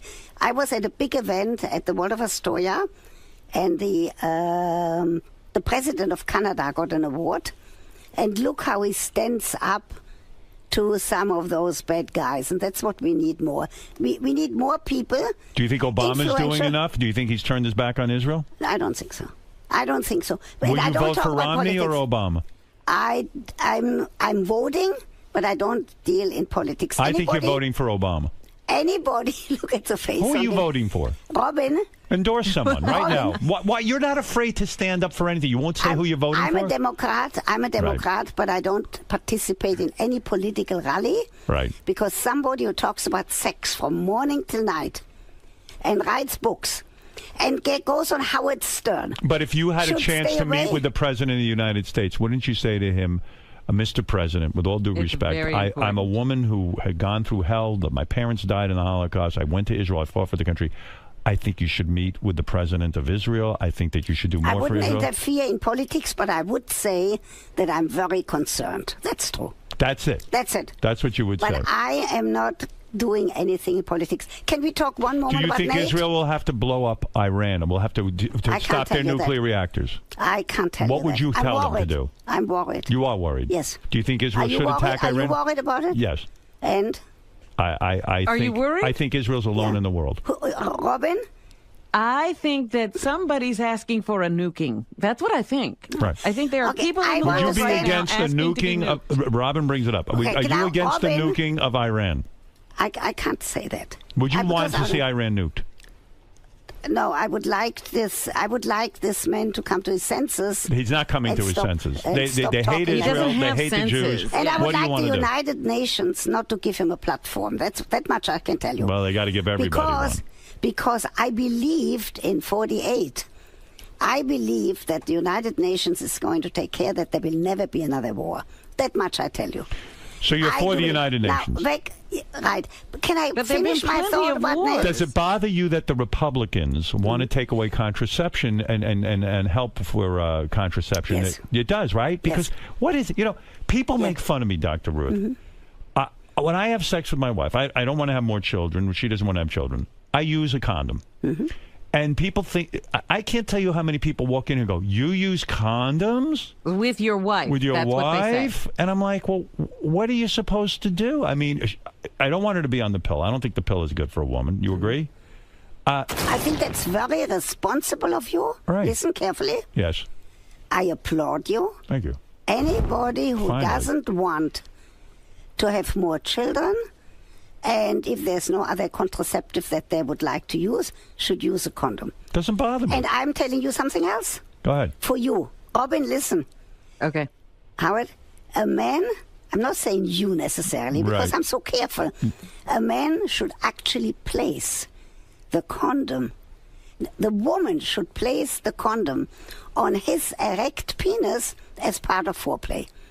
It should be part of the lovemaking. Part of lovemaking. Why do you say that? Because it's pleasurable, and they're both responsible for not wanting to have another child. Right. I applaud you for that. Because everybody makes fun of me for that. Does Beth place the condom? They make fun. No, I whip the thing on because I want to just get it on me. You know what I'm saying? Do you think you were never against anal sex if both couples enjoy it, right? That's true. Right. Anal sex, okay. If they both like it. This came up on our show recently, sex topic. Ronnie, the limo driver who works here, Why'd you give his name? Well, because we talk about it. He already said this. He already said this. He talks about, and this is crazy, he enjoys when a woman puts her tongue in his behind, and he does the same to a woman as part of foreplay. I feel it's... gross, in a sense. I mean, none of your business. If they both like it, is it dangerous though? E. coli back there, right? I don't. If they're both clean, they're fine. Really, rimming is okay. Whatever. If they both like it, not against her wishes. No. He's not raping them. You know what it says in the tradition? I don't think. In the Jewish tradition, it says, listen. Go ahead. A man can do with his wife as he pleases, but not against her wishes. See, the sages were very smart. I did a book on that called Heavenly Sexuality in the Jewish Tradition. Anything that two consenting adults do, I have no problem. Right. I just have a problem if you insist of doing something that she doesn't want to do. Right. So you do understand. No, I understand. And it's funny, I watched Arnold Schwarzenegger on 60 Minutes. Did you watch the interview? No. My mother even Not yet. Everyone is talking about it. My mother called me up. She goes, "Can you believe Arnold Schwarzenegger?" He came off poorly because when he was saying this is the worst thing he could have done to his family, he was smiling, almost as if it didn't look so bad. Howard, look. And by the way, isn't it amazing? Only in America. The son of a Nazi and a woman whose parents were killed in the Holocaust can be friends here in America. You were at his book party. Okay, and I was at his book party because he's not responsible. No, I understand. I'm just saying. It the shows sins you. of his fathers. That's right. But I tell you something, that he spoke eloquently. I like the guy. As long as you're not married to him, he's probably a great guy. Right. Why weren't you there with me? I don't go anywhere. You go to that stuff. I go to everything. I don't know. I mean, I just would feel awkward. Like, what did you do? Like, you stand around while he's signing books? No, and look at the two of them together. Yeah. That must have been funny. Look, next time I go to any of those parties, I call you and you come with me. I don't know. But you can't go to parties because you have to be here at 5 o'clock in the morning. I have no life. Dr. Ruth's wine is called Vindemore. Vandamour. Vandamour. It is in stores now. You can go to chateaud.com. Chateaud.com. Chateau Diane. And check out Dr. Ruth at drruth.com and on Twitter at askdrruth.com. The Twitter is an amazing thing, right? It allows you access. 60,000 people now. I want you to give me some of your people, too. Okay. Well, I'm sure they'll all sign up. What do you do? But do you give advice? Do you give sex advice? I do some sex advice. I talk, and Pierre puts it on the Twitter. You know, I'm not saying this to be funny, but Robin said... Yeah. Oh, I thought Dr. Ruth had died. Like, you've kind of disappeared from the scene. Why? I have never disappeared. No, you have. You used to be on TV more. I was just used to be everywhere. What do you think? Talk about TV doctors for a second. I'm teaching at 2 universities. I'm teaching now at Columbia. You used to be on the talk shows all the time. Yeah, I mean, I go on the doctor's show. I was on the Today Show.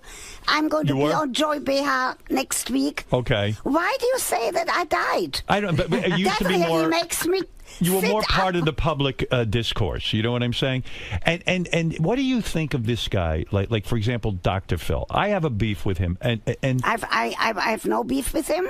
But he presents himself that he's a psychologist. He doesn't even have a degree in psychology. No, but everybody listens to him.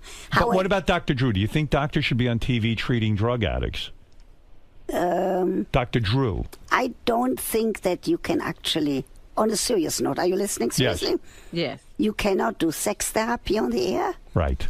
And you can't do any other therapy on the air. I agree. All you can do is to give good advice and at the same time be entertaining like you are, Howard. So you're coming out against Dr. Drew. This is very controversial. I can't believe I can't believe you just came out against Dr. Drew. I'm so glad you did that. Robin, I need to plug one more thing. Are you a multimillionaire? Are you very well set financially for life? I mean, no one has to worry about Dr. Drew. If you need money, I can pay for 3 meals at the McDonald's for you. No, but for Robin. Would you say you made a lot of money in the business? Did you think that more than I ever dreamed? And I had Nate do my apartment, and now he's coming out with a book. And I did a chapter in the book on people who collect. What I heard is you have an incredibly. Howard, will you come? This strikes me as very strange. You seem like such a together woman, and yet your apartment was gross. I mean, it was not really gross. It was stuffed with stuff. Are you a hoarder? Are you a hoarder? I'm not really a hoarder, but I collect turtles. Do you know why? Why? Because a turtle, if it is sitting here on your desk, it's safe. Nothing can happen. It carries its house on its back. If that turtle wants to move, it has to take a risk, like you did your whole life with your radio program. It has to stick its neck out.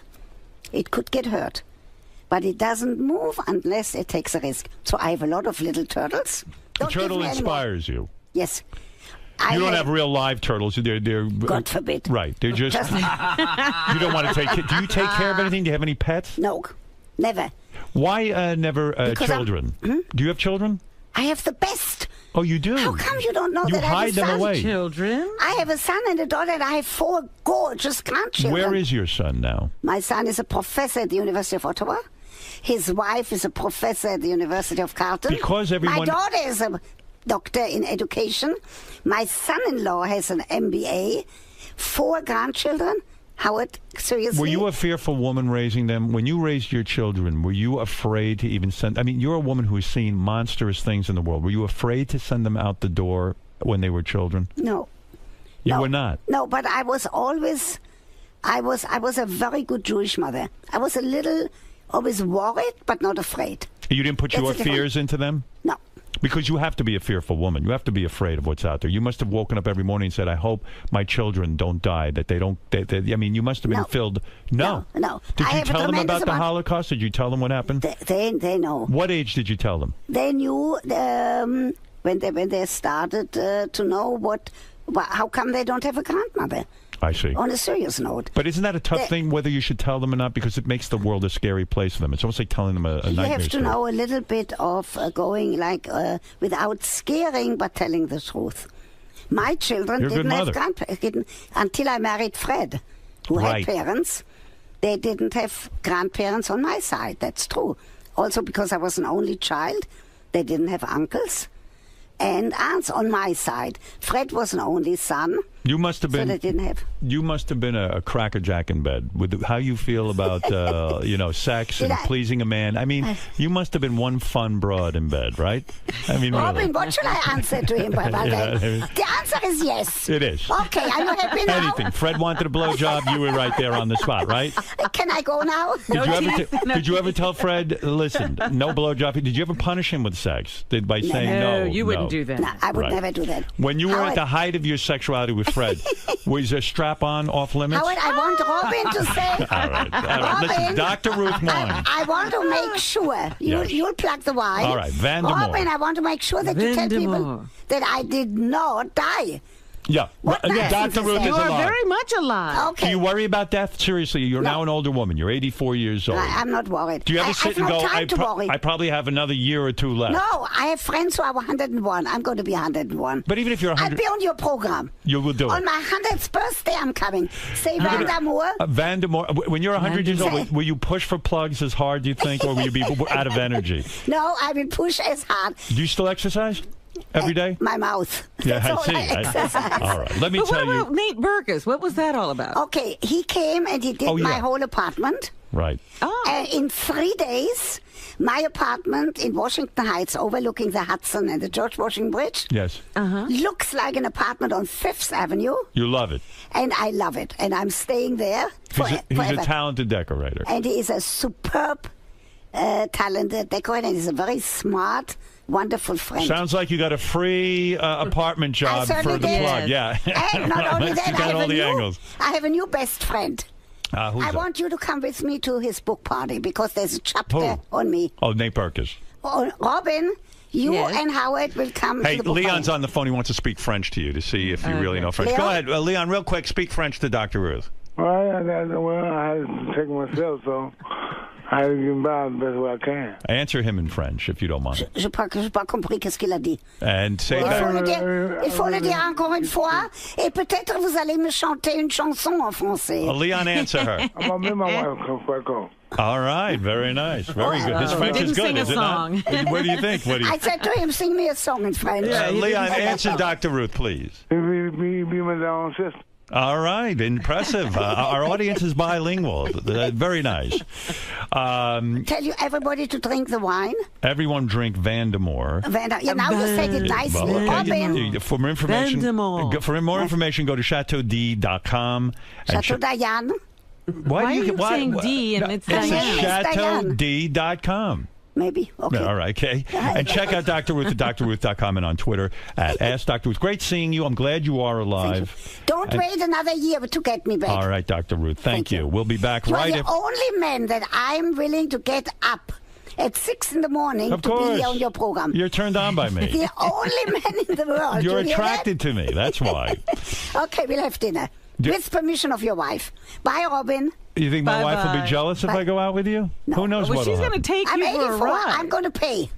You're going to pay? Yes. I'll take you for dinner. Yeah. Written permission of Beth. Nobody ever pays for me. I would take you up on that. I would like that. Okay. All right. Except Robin pays sometimes. All right, Dr. Ruth, great seeing you. Thank you. And we'll go to dinner sometime. Did you all hear and that? you will give Your me audience? a hand job, because you have said in your books a hand job is not cheating. Am I correct? That's not true. No, hand job is cheating? Absolutely. Goodbye. What? All right, Dr. Ruth, everybody. We'll be back right after these words. Listen to this. It's good seeing you. You can't say that we are boring. No, Come here. no, not at Come here. I all. want to give you a kiss. Hi there. It's good to see you. Thank you. It's been a long time. Yeah, call me again. I'm too tall for you. Good to see you. I want that picture. You guys want to do a picture together? I want a picture. Wait. Give me the hand. I should I get want on a my picture. knees, don't you think? No, this is I fun. want a picture. 1, 2, 3. One more. 1, 2, 3. Awesome. There you go. Awesome. I want Dr. a Ruth, picture of thank you Twitter. for being here. Thank you so much. Thank you. Thank you. Have a Oh, good day. Come with me 1 second. 1 second. Come on. Where are we going? I got to do a commercial. Yeah, wait. Open the door fast. Dr. Ruth, you walk faster than I do. Mark, I want you to say hi. Hey, This Mark. is the playwright. Hey, what's happening? Mark Santaman. Really great job. Hey, what's happening? And There, this is guys? David, the best tax attorney. Oh, well, now, forget all of you. Now And listen his to me help. office is in the building here. All right, good. His office is in the building. Did you see that I got a kiss? I did. Another Kiss. one. We got a lot of Go kisses down. going on. Okay. Dr. Ruth, why do you get up in the morning for Howard? Why is he the only one? Why is he so special? Because first of all, I usually don't let anybody call me before 9 in the morning because I'm out every night, someplace, opera or something else. And for him, because I actually get a pleasure of debating him, because I always come out on top. Bye-bye.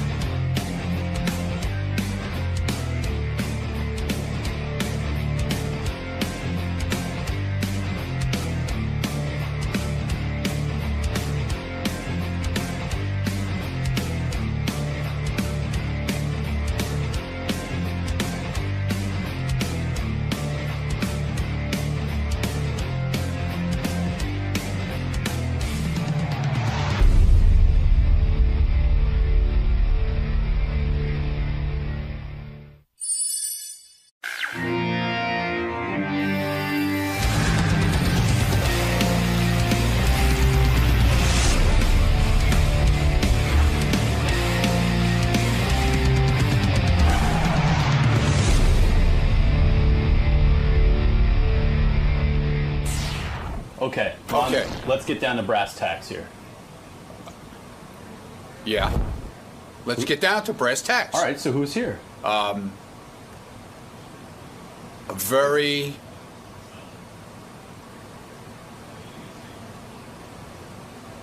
Take your time. I don't know how to put it. Icon in the radio business.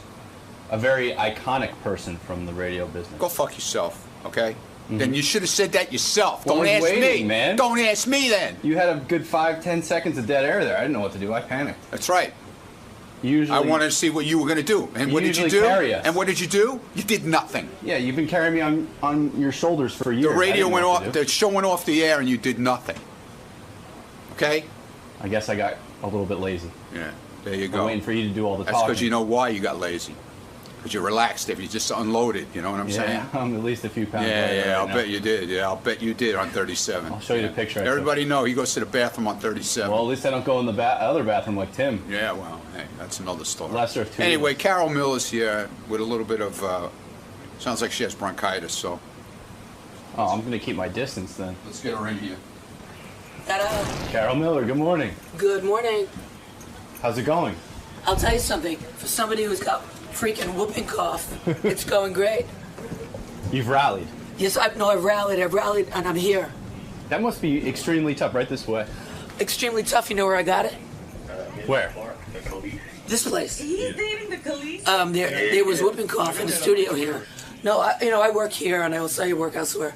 And so I came down with whooping cough really bad. It's going around again for crazy reasons. I don't have my whole voice. But what happened was I was then told that another studio, that it was diagonally over there, that somebody over there had it, came down with it, wiped out the studio, and they didn't tell anybody. Should I tell you who they are? I'll let them be innocent. Wait, no, you tell me. Tell me who it is, actually. I want to. Okay, Opie and Anthony. Figures. Yes, and I'm serious because you can't medically prove where you got something, but logic can dictate. Because if you never ran into whooping cough and you went into a studio, I was in their studio to get something, and then you get it, where'd you get it? Exactly. So there. So, I mean, I love Howard and Robin and everybody, and wish I could talk better today, but I don't care. Yeah, I'll let you save your voice for the studio with Howard and Robin and Yeah. the gang. They can make fun of me, I don't care. All right, Carol, good to have you here. Thank you. I warn you in advance that she sounds terrible. Why? She's got like a throat. She's got a weird throaty, sicky thing going on. Is she sick? She says she's not. She said she was, and she's over. She it canceled now. 2 weeks ago because she was sick, and I think she's still dealing. She said with the she same said she's issue. not sick anymore, but she still has but she sounds sick. I'm just warning you.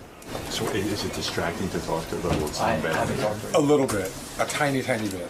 Remember, it's hard to explain to the audience that she's a chick with a hot voice because that hot voice is not there. That's her tool. Hey now. Hey, here, fellow radio person, Carol Miller is here. She works at Sirius, and she's still on Q104, I think, in New York. And she's had a spectacular radio career, and I love talking radio. She wrote a book called Up All Night, My Life and Times in Rock Radio. And what a charmed career. Ah, there you are. Hi. A charmed career, you thought. Oh, a charmed career, if ever there was one, and I'll tell you why. How are you? Outside of whooping cough. Oh, you have whooping cough? No, wait, but yes. Do me a favor. Don't be in here. I can't get that. You can't because I'm not contagious anymore. But I swear. Go sit in that booth. I swear to God. Don't worry about it. I'm begging you. Don't worry about it. You're begging me. I'm scared. I'm so afraid of germs. I know. So am I. You have whooping cough? Let me tell you something. You know whose fault I it is? feel like I'm getting it already. Wait, let me put this in. Don't come near me. No, don't worry about it. Please, I don't want to get sick. You're not going to get it. All right, sit back far on the couch. All right, here. And you sound like you have whooping cough. Yeah, I know I don't sound right, but you know something? You can make fun of me. I don't care. I'm here. No, I'm not going to make fun of you. I'm I a love fan. you. I wanted to come. Yeah. No, I'm glad you wanted to come. Should have waited a few more weeks until you felt better. You know something? You could just postpone enough. People go, who cares, Wow, I'm so paranoid of germs. I've got yeah, you and Jerry Seinfeld, forget about it. Jerry Seinfeld. Never mind Jerry Seinfeld. I've got such a bad case. Like I can't touch things. I'm like completely Look, I got whacked. gloves on. You're not getting it. All right, thank you. Look. Get Carol a surgical mask. No.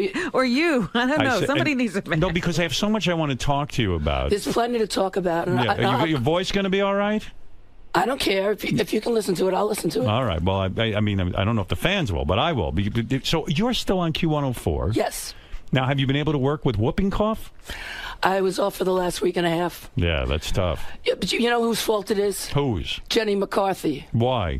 Because there's all these women who have these cockamamie ideas that children shouldn't get vaccines. And no, I use her name in jest because she's one of them, but they are saying now that they don't want the children to have vaccines. So therefore, a lot of, illnesses that were banished in the 20th century. But whooping cough, I'm going to get it now. You're not getting it. Robin, I'm coming to your apartment. No, you're not. No, I want to be out of the studio. You're not getting it. I'm not. I'm way beyond. Why do you think I'm not getting it? Because after 5 days of antibiotics, which I've been on for like 2 weeks, right? You're not contagious. All right. And I didn't kiss you. All right, don't kiss me. I would like to kiss you, but I'm not going to. So the reason I said you had a charmed career, Carol was one of these DJs I used to listen to, especially when I was younger. And really, I would imagine the other DJs at your radio stations were jealous of you, because rock stars and anybody who came and visited, they'd put you in videos. You were in Ian Hunter's video. Yeah. You were, which is one of the all-time great videos. What was the song that was? Only the Good Ones Are Taken. Only the Good Ones Are Taken. Carol was so hot that Ian Hunter looked at her, put her in the video, and I can imagine that every DJ on the radio station was jealous because you were getting these outside opportunities. True? Well, I never took it really that seriously. I think the guys were always kind of like more jealous about their careers. I thought it was funny. Right. Well, yeah. I just think that for a guy at a radio station, it's tough when the woman gets a...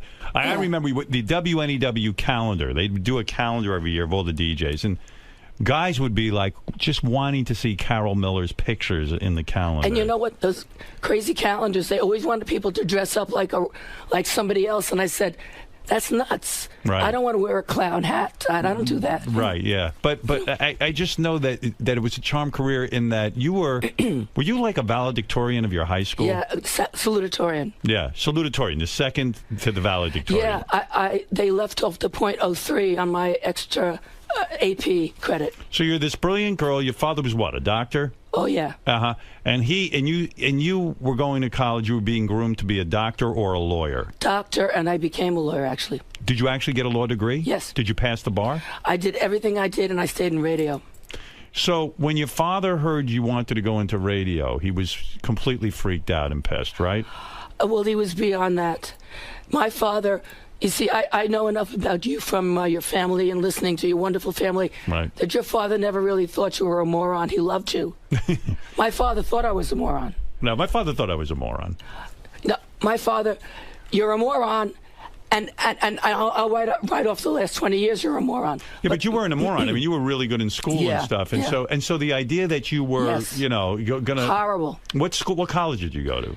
University of Pennsylvania. Yeah, I mean, so that's like about as Ivy League as you get. University of Pennsylvania. You're this brilliant daughter of a doctor. It looks like you're on track to really have this great life. Yep. Why? You don't seem like somebody who was in love with radio. Why did you even go down and volunteer? You know what I mean? I mean, in your history as a kid growing up, were you enamored with the radio? Oh, yes. Oh, you were? See, no, I don't blame you if you didn't read my book. No, I haven't read it yet. I'll read it. It's a lot to read, but it's funny. I always loved radio from the get-go. And it was a very, very important part of my life. And I always found that there was an invisible party in my room called Radioland. Right. And as a kid, I was DXing and listening to all my invisible friends come home from school, and Murray the K and Cousin Brucey, they'd all be there just at the flick of a switch. Was life easy for you as a kid? I mean, being this beautiful and, I mean, you could have gone into modeling, I'm pretty sure. You were that hot, right? Well, not in those days, I'll tell you. So I did a little modeling when I was a teenager. So you must have been the charmed kid at school, right? No. Those days... It wasn't that easy for us Jews. I'm really darker, when they gave you a lot of trouble. Were you a popular kid in school? I was popular as being the smart kid. Were guys banging you at a young age? I didn't know what banging was. Oh, you were very naive sexually. Well, if you read the book, you'll see I'm from such a background that makes it funny that I didn't know from anything. Right. And so you weren't going out with guys and guys weren't hitting on you? Well, they were hitting on me, but I was going, I don't do that. I can't do that. You were a good girl. I came from an Orthodox background. When did you start having sex? In college? Under pressure, yes, in college. What do you mean pressure? Some guy talked you into it and you weren't really ready? No, the women's lib movement came and dragged me kicking and screaming. You mean you felt you had to have sex because of the Yes. But the women's lib movement would have been just the opposite, saying you don't have to be pressured into having sex. No, women's lib movement was a hoax. It was? Yeah. Why was it a hoax? But the whole deal, Howard, was that women weren't supposed to have sex, and so being liberated meant having sex. See, the women's lib movement, and hi, Robin, I think it was cooked up by guys to make women think that it was their idea to do this. Right, right. Because that way they had a reason, they had an intellectual reason to do this. So how do you get into radio? You go down to the college radio station, you start to volunteer like I did, right? Yeah. And you start to, and you're really good at it. I mean, you had a very natural delivery. You weren't sort of struggling to be on the radio. It was kind of easy. Well, the thing was this, you know, even though I sound like a frog right now, right? I could do Joan Rivers really good right now. I know in a week I'm going to be sounding like this. Yeah. No, don't worry. Yeah, okay. All right. Keep telling me that. Yeah. Don't worry. Yeah. No, you know, it was the whole start of the FM thing. Yeah. And I did not really make a connection between, you know, Top 40 AM and the new direction of FM. And this was a whole new world that was kind of opening up. And so I didn't really have a role model. The only woman that I had heard on the air, of course, here in New York was Alison Steele. Yeah. And she was very beautiful and glamorous. She was an older woman, but she had a persona. Yeah, she was like an announcer. Well, no, she had an act of that she was the Nightbird. Right. And I had this crackpot idea, because all I was a kid, that if I could be your friend on the radio, like, you know, the guys could be your friend. Yeah, that's the funny thing about you. It was like you were a friend on the radio. Yeah. And, you know, you being a super hot chick, it was kind of cool. Then you saw you and it was like, wow, maybe that's a girl I could get. You know what I mean? Because she's friendly. She's friendly. You know, no one's friendly who looks like that. But, of course, you know, I fell for it. But by the way, you're looking very good right now. Oh, thank you. And I love the show. Oh, America's Got Talent. Yes. Yeah, it's fun. It's fun doing it. I love the harp guy. Earth Harp, yeah, he was terrific. He really was good. So, did you ever bang a listener? Would a listener ever get you? No, I don't think so. No. Because, and I would imagine that you get out of college and you get a job at WMMR in Philadelphia, which is unbelievable to me. Because if someone would have taken me out of college and given me a job at WMMR, I think I would have just died and gone to heaven. I got the job while I was still in college. Wow. And they offered me the job, and they said, okay, you can do weekends and fill-ins. And I said, great. And then I realized that some of the fill-ins might be what classes were on. Yeah. I figured it wouldn't happen, but it did. Yeah. So I was cutting class to fill in. Can you imagine? I mean, when I was in college, I was so bad on the radio. I mean, MMR to me would have been the pinnacle of my radio career if I could have gotten there. And you, while you're in college, you get a job there. Do you think your looks played into it, though? Did it help you get in the door? Because you're so stunning. Well, thank you, but I don't think so, but thank you. Yeah, but come on. I mean, rock stars were banging you. No, they were trying. Right, and they were putting you in videos because of your look. Your beauty also played into nice this. Of you. Did the radio programmers hit on you? Yes. Yes, they did. But, see, here was the joke. They probably thought if they gave you a job, they could bang you. Yes, but here's the thing. I was pretty naive. My whole concept was that I was totally into the music. I was started out, I was going to be the secretary at the college rock station. Right. And file records. Right. I didn't think a girl could do this. But when I got the idea that I wanted to do it because somebody teased me at the radio station, they said, oh, you think you can do this, huh? Right. I said, all right. So I said, well, it's a gimmick. They just hired an English guy, so maybe they need a girl. And I'll surprise them because I'll actually know what I'm talking about. And so the guy that introduced me on the air the very first day actually does shows here at Sirius XM. Who's that? Michael Tierson. Oh, yeah, I listen to him on Deep Track. Yeah, well, and he was just the same guy, and I'll never forget this. You know, people are who they are, and I say this with no animosity. He looks at me, it's in the book, and he goes, we won't be needing a girl around here, so you won't be here for very long. And this is what he said before the mic went on. And I looked at him, and I'm 20 years old, you know. Yeah. Then he puts the mic on. He said, and now we have Carol Miller. He says, this is a microphone. And I said, does it bite? And I went on, and then I just did my show. He was condescending. Were you nervous on the radio when you first got on, or you were relaxed? Oh, no. Very nervous, but I pretend to be relaxed. Yeah. I pretended to be relaxed. It didn't help.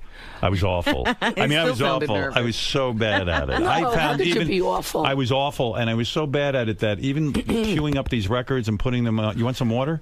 No, I got here okay. coffee. I feel like I should put you in the hospital. Not let alone. I've been. You know, they don't want me there. They don't want you in the hospital? No, she can't even be in the hospital. Right. So I'm so scared I'm going to get whooping cough. I mean, oh my God. Yeah, Dan, go ahead. You're on the air. Yeah, I just want to say that that whoopee cough is very contagious, Howard. Oh my God! Oh no! Don't call and say that.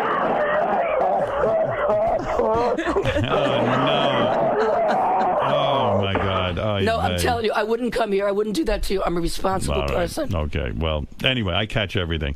So do I. So, you've had a radio career unlike mine, where I think people, you were on the fast track. You were at MMR. You got to PLJ in New York, WNEW FM in New York. And you know what's shocking? A lot of people don't realize this, and if they read Carol's book, they will.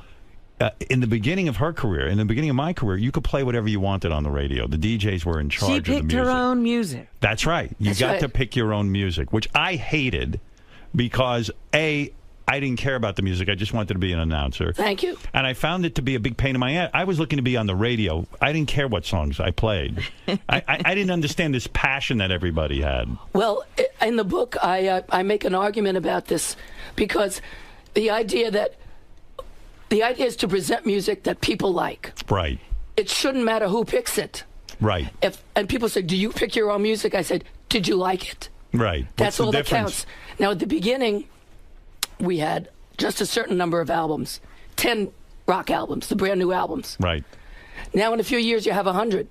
How are you going to present 100 new albums every day to everybody and expect them to hear something new every day and even retain it? I know. You can't do that. It's an impossible job. I say program directors have the hardest job. They have to sit there. Their whole careers are based on trying to figure out what people want to hear. Right. It's insane. It's a joint thing where you say, yeah, you want to introduce people to music, but people say they want to hear everything new, but they really don't because they can't. They want to hear some things new and then the things they like. And it's kind of a balance of making it sound like you're hearing the new things, introducing them, and also playing things they like. How old were you when Steven Tyler took up with you? You had like a 6-month love affair with Steven Tyler, well, I wouldn't right? have a love affair, but yeah. How amazing is that? I mean, you're working at the radio. Like, I've worked at radio stations. Nobody's looking for love affairs with me. No rock stars, female rock stars, or male ones for that matter, want to know me. I mean, it must have been so incredible. How old were you? 26. You're a 26-year-old girl working at a radio station. Steven Tyler, one of the biggest rock stars in the world. Certainly someone fantastic, right? You have to understand something. First of all, as a person, he's a funny person. You know him. Yeah. He's a sweet guy, but he needs supervision. Right. As I wrote in the book, I wasn't sure if he could use a bank machine, when they invented them. Nor did he have to learn to use one. That's right, because he had a manager. They didn't have to do anything. Right. But the whole thing, if you read my book, the funny part is that because of the background that I come from, I wasn't looking for, sex and love affairs. I was on a mission to find a husband because I was getting old. Right. From my 26. Yeah, I saw the bloom was off the rose. Right. So I'm working at night. Who do you meet? Engineers, program directors, and rock stars that come through the station. Who are you going to go with? Well, who asks you out? Right. So as hard as it is to believe, me meeting the rock stars was like somebody meeting somebody from the office. Right, yeah. And they were interested. You had the look. They you were cute as hell. You're a young girl. They were looking for young girls, and you have a good career going. Were you making a lot of money when you were 26? Well, I have never made a lot of money, to be honest with you, Howard. Is that true? Absolutely true. You're one of the best, I would say, if you take he would radio, always talk about Carol Miller. Allison Steele, there were guys, when you think about it in terms of like a baseball or Major League Baseball, to be on a New York radio station, especially at a young age, that is considered the pinnacle. You can't do much better than that. Every disc jockey wants to come to New York and get one of these jobs. Right. And you're saying there was no money in it. No, what I'm saying is what was your best year? How much? You want me to tell you? Yeah. I'm curious because people think it's like you're a multimillionaire walking around. Oh, yeah. Before the pay cut, my best year was $160,000. Yes. Now, it's pretty amazing. $160,000. I don't make that now. Right. And let me tell you why. It's not, first of all, when I got into radio, there was, and I was not a performer artist like you are. I'm a DJ. Right. And there was a thing called parody, AM and FM. AM always got more. Because and so I was paid, when I started at PLJ, I don't mind saying this, I got about $30,000 a year. Right. It went further than whatever now. That money, I mean, I could do the whole math for you. Yeah. How you could go, the cost of living and everything. I tell my guys now, I talk to them about radio. I said, this idea, I said, we've got the best jobs in the world. I said, you have no idea what's doing out there in radio. Here's a person who's at the pinnacle. Right. And sure, $160,000 is a great amount of money, but it ain't some millionaire running around on the radio. And then I got, go ahead, Robin. I was just going to say, it's that other thing that Howard always talks about, being famous with no money. Yeah. Yeah, well, the thing is this. There were two factors, and the other one I accepted and understood. I was told point blank when I started, we're not going to give you as much as the men because they have a family to support. Now, no, wait a minute. You know something? I understood that. This was not we're going back 30-some-odd years. Right. This was not beyond my comprehension. I said, well... That's right. I don't. You know, what but they didn't hire a family.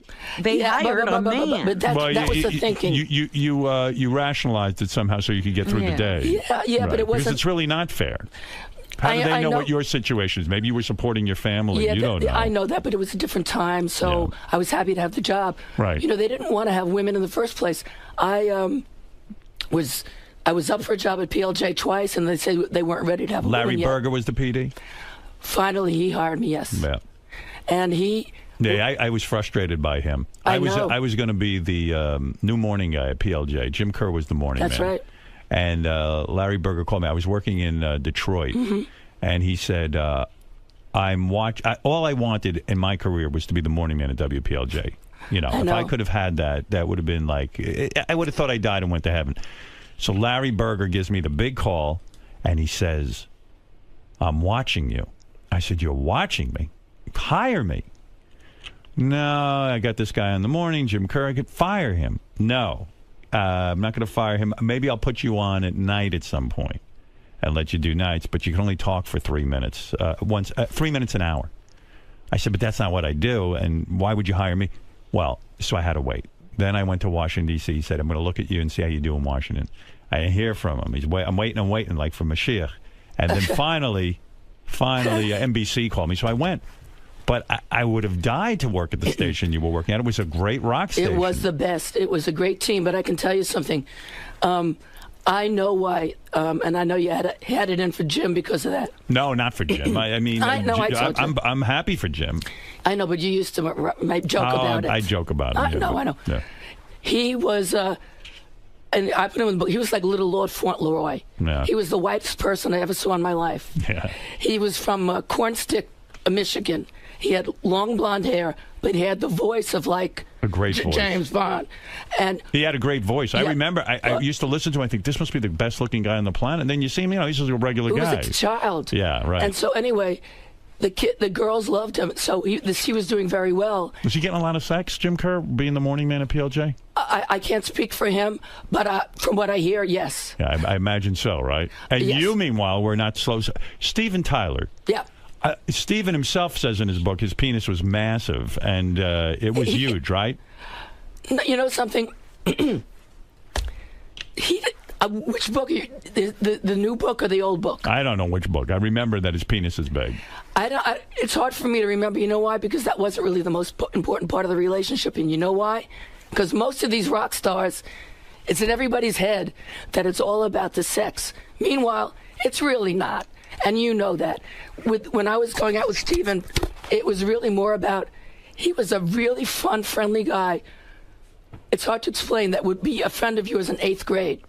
Right. And he loved to do crazy things like wrap yourself in blankets and run around a room. When he asked you out, were you shocked? I mean, he was like one of the biggest rock stars, still is. Yeah, but you see, yes, but I come from a background where there were no posters in my room as a child. You didn't worship these guys? No, I just thought they were good at what they did, and it would be fun to go out with them because of the fun. Did they understand you had a regular job? Because these guys are like children. They're want, like children. They want a woman with them 24/7. That's right. And if you can't be with them 24/7... Right. Exactly. And Steven Tyler was such a decent guy that if you read the book, I hope people do, because it's very funny the way I meet him. I thought he was dead. because he falls asleep in the bed and this and the whole thing. And I'm never going to go out with him because he's an idiot. What you're referring to is that Stephen was using drugs. Yeah. And you're there with him, and he uses drugs, and he passes out. Right, but that was the first time I met him. And you thought he died. Yeah, and I said, how am I going to get out of the hotel? I'm going to be the last person seen with a rock star. If you read the chapter, I pour water on his face, and it's funny. He's out cold. Out cold. But then he winds up calling me back. And I realize this guy's out of his gourd. But wait a second. The kicker to the story is you call his manager or somebody, and they say, stick some fried eggs underneath his nose and he'll be revived. They'd obviously been through this with him. Yes. And they stuck fried eggs under his nose. You did it. And he woke up, and that was it. He was fine. Yeah. Well, yeah, and then I left. Were you doing a lot of drugs back then? No. I never was really a drug person.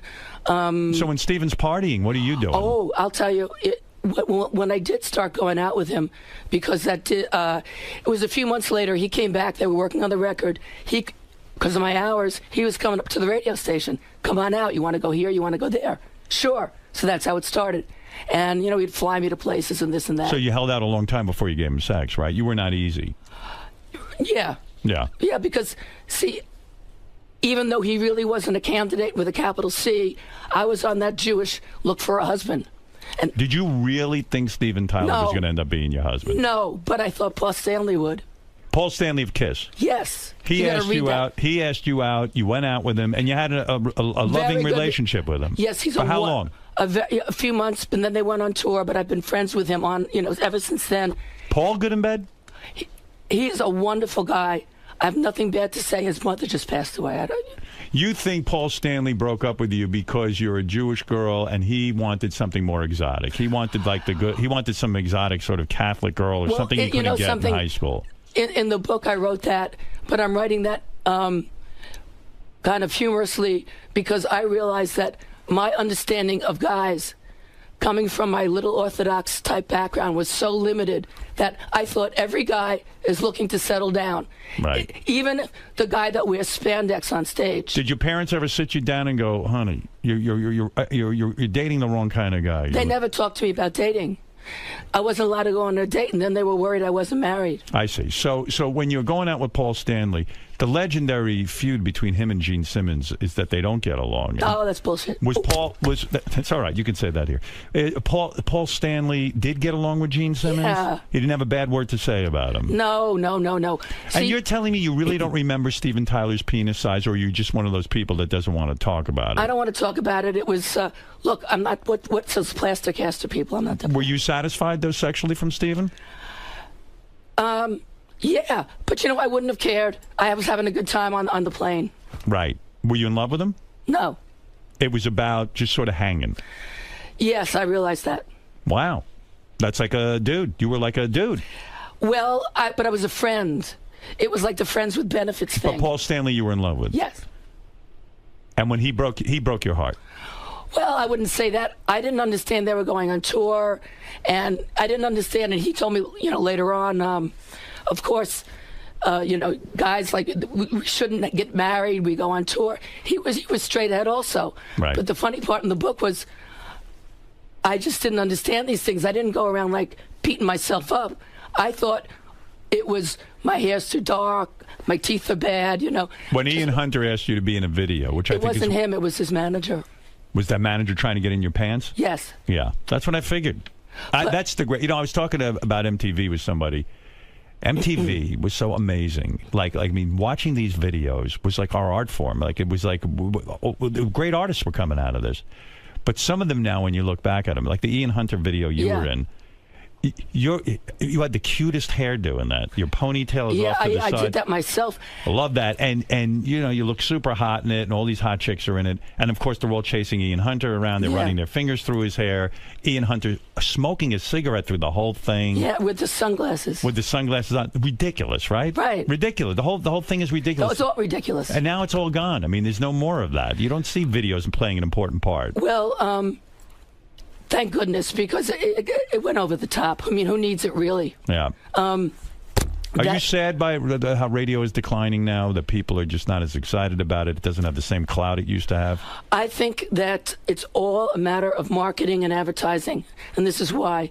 I call radio the Maytag of media. Right. It's like you need it. Everybody has it. The guy sits there, it doesn't break, but when it does, oh my God, the radio's broken. And we collectively in radio did not do our job in glamorizing and showing the attractiveness and the total utility and the superior appeal of radio. I agree. It is. You can't turn it off. It doesn't break down. You don't have to upload, download. You don't have to do anything to it. You can't stop it. It bounces off the stratosphere. The government can't shut it down. There are just so many reasons why it is the perfect sonic component. And yet, because of marketing, people have allowed people to think that walking around the street with little plastic things in their ears with canned music is hip. It's just marketing. And I think one of the things about... So it makes you sad that the DJ is not appreciated. I wouldn't say that. I would say that the media likes to think that. Yeah, I think the DJ is appreciated. I think the audience likes to hear somebody, yes, you know? I'm going to tell you something. The two people that besides here, of course, Mel Karmazin came and, elevated Sirius XM. But I have to hand it to Bob Pittman, because I worked for Clear Channel. And because he started MTV, right. He came in there, and he understands that. He loves radio, and everything he does is with a splash. Yes. And I really think that he gets the show business of it. Yes, he does. Yeah. And when it all comes out in the wash, because it's going to come out, how many devices could we have? It's just ridiculous. We have to have the one that works. Radio is going to be standing, and people are just all excited by their latest thumb thing. Yeah, well, that thumb thing is delivering music in a way that doesn't have commercials, and that's what's going to eventually win out. You know that. No, you know something? You don't think so? Let me ask you a question. This is my other theory. I wish I could talk better. I know. You should have waited to come in when your voice was all right. Then you would have said, "Oh, she's over. It's done." No, I wouldn't have. Never. You're wrong. Why No, I feel you're that? struggling with your voice. I got to ask you something. Yeah. You were married. I guess it was your first marriage to Mark Goodman, the VJ, right? Yeah. Was that your first or your second marriage? First. Yeah, you're married now, right? Yes. Your first marriage, Mark Goodman, the VJ. He was a big deal back then because he was on MTV. Yes, but I knew him before. Right. And you worked with him where, at MMR? No, actually at PLJ for a little bit, but I had a lot of friends in common from MMR. The rumor I heard, this was a rumor, you don't address it in your book, but tell me if it's true or false. You came home one day, and you discovered him in bed with two women, and it blew your mind. I mean, of course it would blow your mind. It's your husband. True or false? No, false. It looks like you're looking in your mind for whether that's. I mean, that's something you wouldn't forget. What is this related No. to? I'm wondering which story you've gotten it confused with somebody else. No, somebody told me that, and I didn't know if it was true or not. And I said, "Look at this guy." No, but. How many women was it? Was it more than two? No. I never came home and found him in bed with a woman, but I did. Well, look, it is what it was. I think he is another person who, certain guys, when their fame goes to their head and they're at a certain age, and I have it in the book too. Even my father said, give him a year, let him stup around, he'll come back. Really? Your dad said that? Isn't that interesting when your father says that to you? It makes you wonder what he did to your mom. No, because you're married. The men do this, it's the old way. Right. Let him get it out of his system. So did you wait the year to see if he'd get it out of his system? And then my father says, let him get it out of his system and get an AIDS test. I see. Do you run into him in the halls around here? He works here as well, doesn't he? Yeah. Do you ever run into him? Once or twice. Really? Is it ugly? How is it is like, that? hey, you don't talk to him, he doesn't talk to you? No, I'll tell you something. When he left, it was my choice. I decided I'm not going to be... He left... He ran off with somebody else, whatever. I'm not going to be the groveling whatever. I'm going on the air and working. And I was shocked. I'm from a very conservative background. So I just went about my business, and I decided never to see him again. Right. I never saw him again until a few years ago in the Sirius studios. That's what I say, yeah. I would imagine you run into each other, yeah. Yes, I ran into him. How awkward was that on a scale of 1 to 10, 10 being most awkward? Well, because I have a sense of humor, And I think Lifetime is a funny channel. Yeah. And I've been through so much crap. Yeah. If you read my book, I'm a cancer and this and that, you know. So much cancer, right? You've been through. Yes, and I never told anybody. Were you a smoker? Were you a cigarette smoker? No. It's just, you got breast cancer when you were like 20. And uterine cancer, yes. Just like that. Was it in your family? It killed everybody. Wow. So, and did you have a mastectomy? Two. And then you had two mastectomies. All of it. They put me back together 10 times. What with an implant they put? Oh, please, I don't want to talk about. What do you mean you don't want? You talk about it in your book, no? Yes, but I don't. I look like a person, right? No, you look terrific. I'm saying. Yes, I've been through hell and back. No, you really have. I just finished up radiation last year from the inside. You don't want to know. You had what type of other cancer did you have? Uterine. Uterine. They took the plumbing out too. Wow. And you know what my joke is? Yeah. I asked. You know who I asked this question to? Naomi Wolf, the feminist. Right. She has a few cards in the deck that I think are loose. I said, would you consider me a woman? Now. I don't have any parts. What did she say? She was a little stumped. Of course you're a woman. No, I'm saying that humorously. Yeah, but is that how you feel inside? That No. you're not a woman? I feel exactly the same. Exactly the same, because you know something? Then why would you ask her that? Because she wrote a book about, she just came out with a book about how your body parts are related to your brain, and I thought it was crazy. Yeah, look, I only have 2 inches, and I consider myself a man, even though technically I'm a woman. All right? That's it. You got to think of yourself the way you are. No. I think of myself as a woman. Right? That's right. It's in your brain. What are you, 2 inches? It's barely a clitoris I got down there. No, everything. My balls are a good size. Well, I think of myself as a woman, and not only that, I'm like Barbie. Right. Because they put me back like Barbie. I like you better this way, quite frankly. Well, thank you. I think all that internal stuff is disgusting. I like a woman who's been cleaned out a little.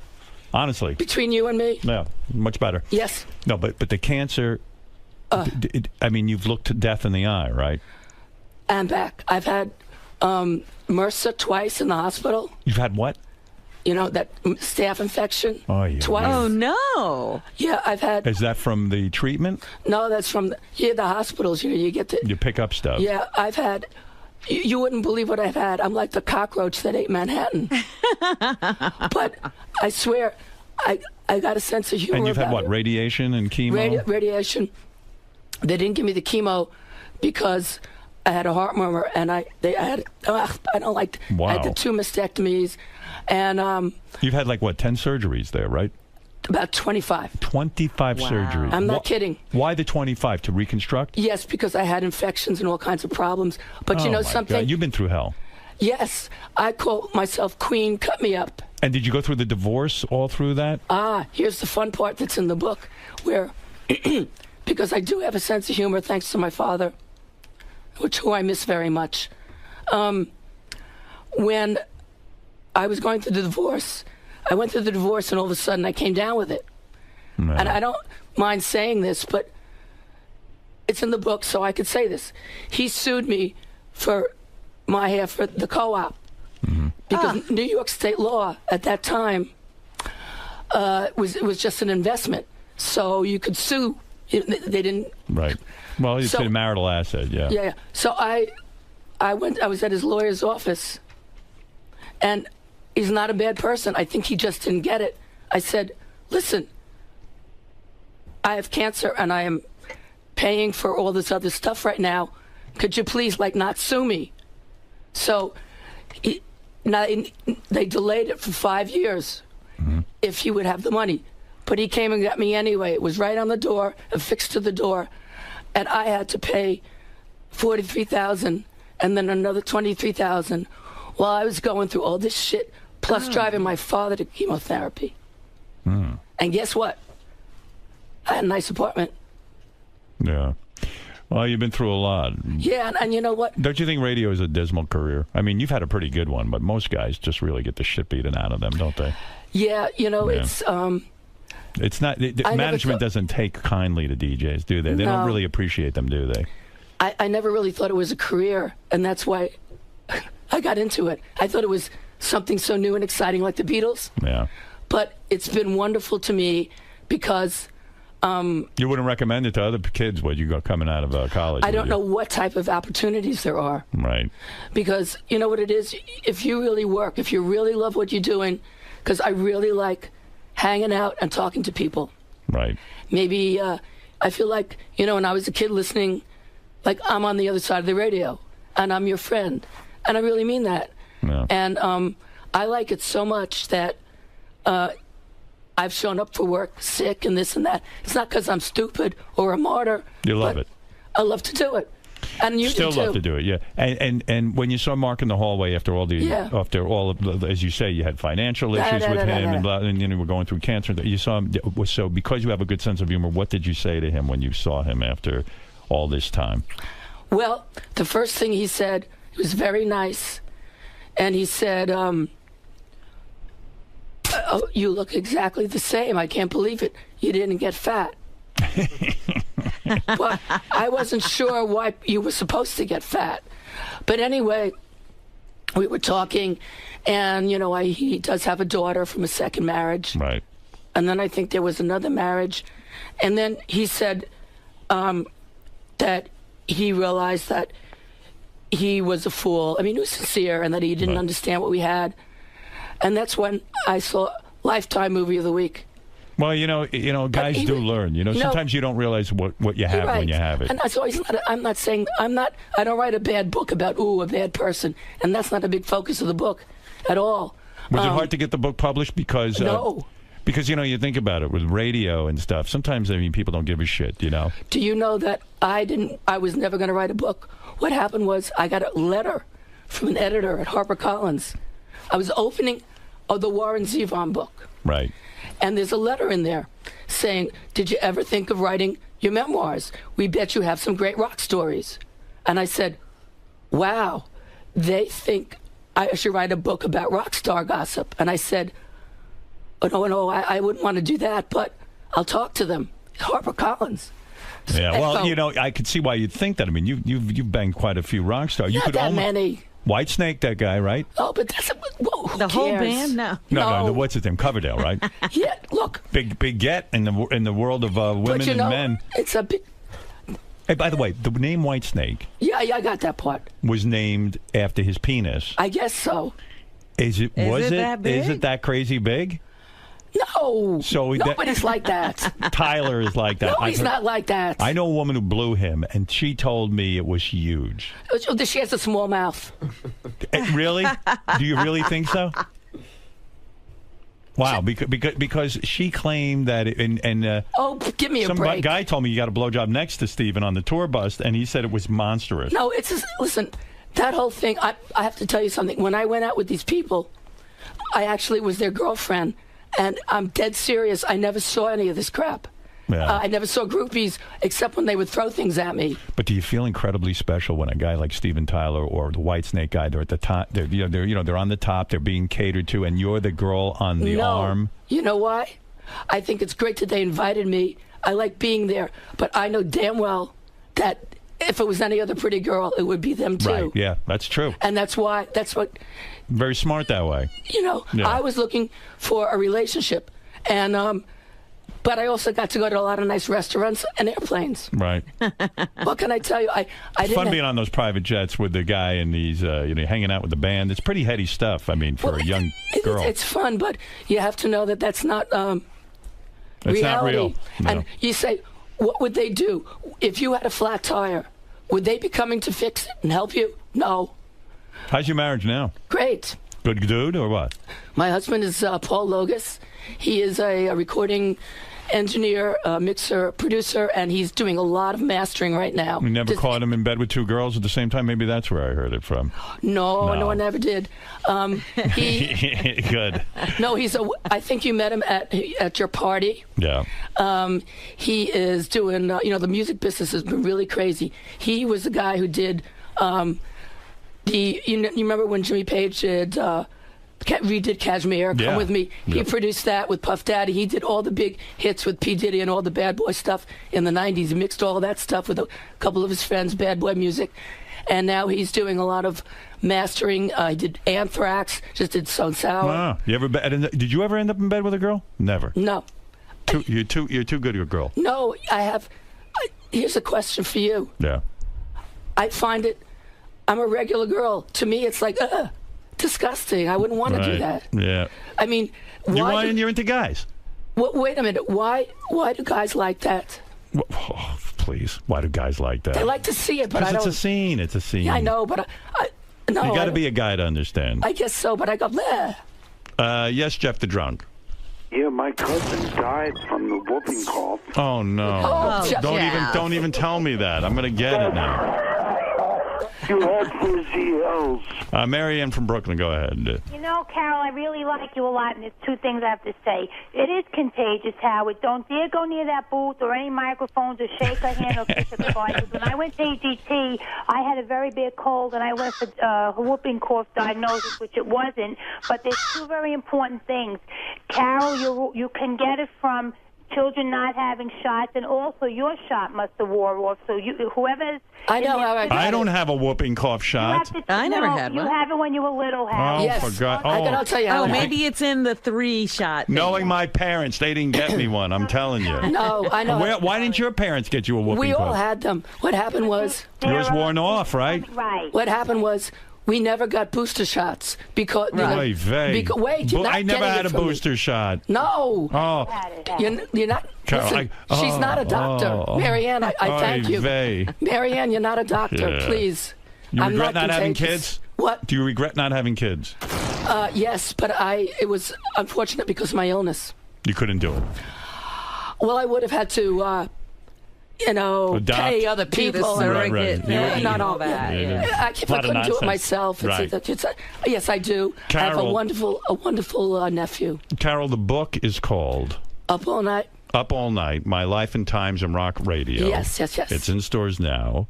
I wish you a lot of luck with the book, Thank you. And it was a gift that was given to me, an opportunity. And normally I would tongue kiss you goodbye, but this time I'm not, only because of the whooping cough thing. Don't worry. All right. As long as fella, don't worry. All right, I will not get it.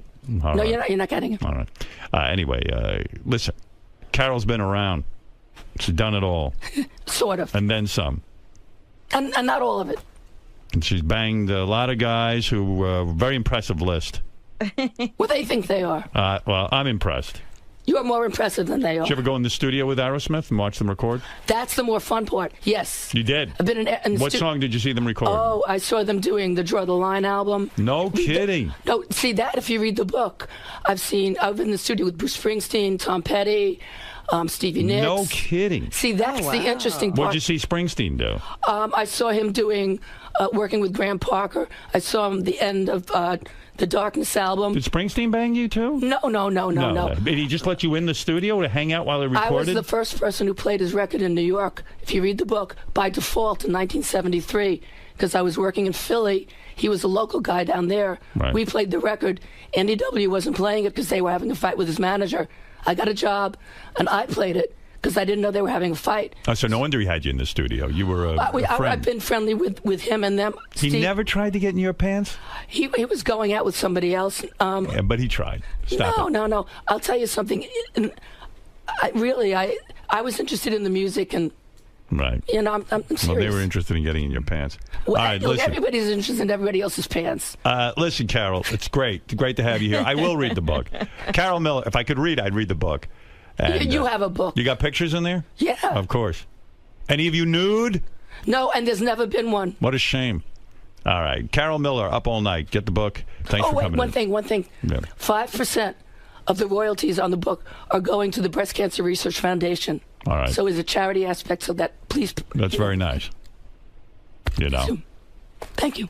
Now, you see what happens when Steven Tyler has sex with you? This is what you end up sounding like. Oh, This really wasn't whooping cough.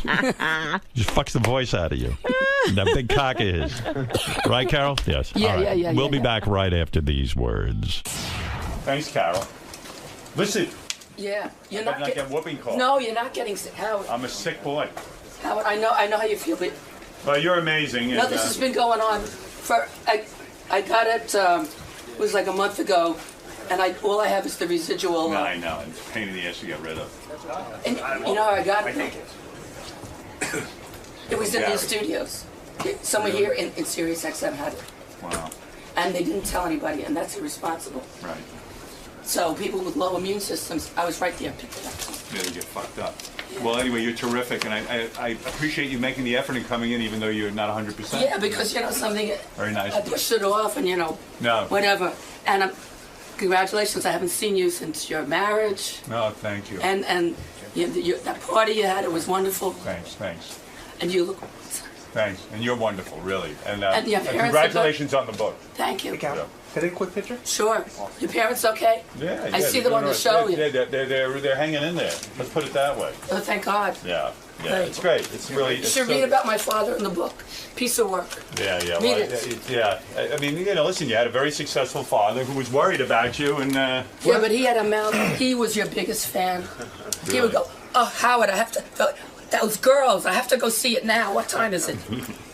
The girls. What are the odds? The girls. We all get two parents. What are the odds that any of us can get two normal ones? One more. 1, 2, 3. You know what I mean? Thank you so much. Especially to you. Oh, no, what I'm saying to anybody. My father, it's in the book. You read it.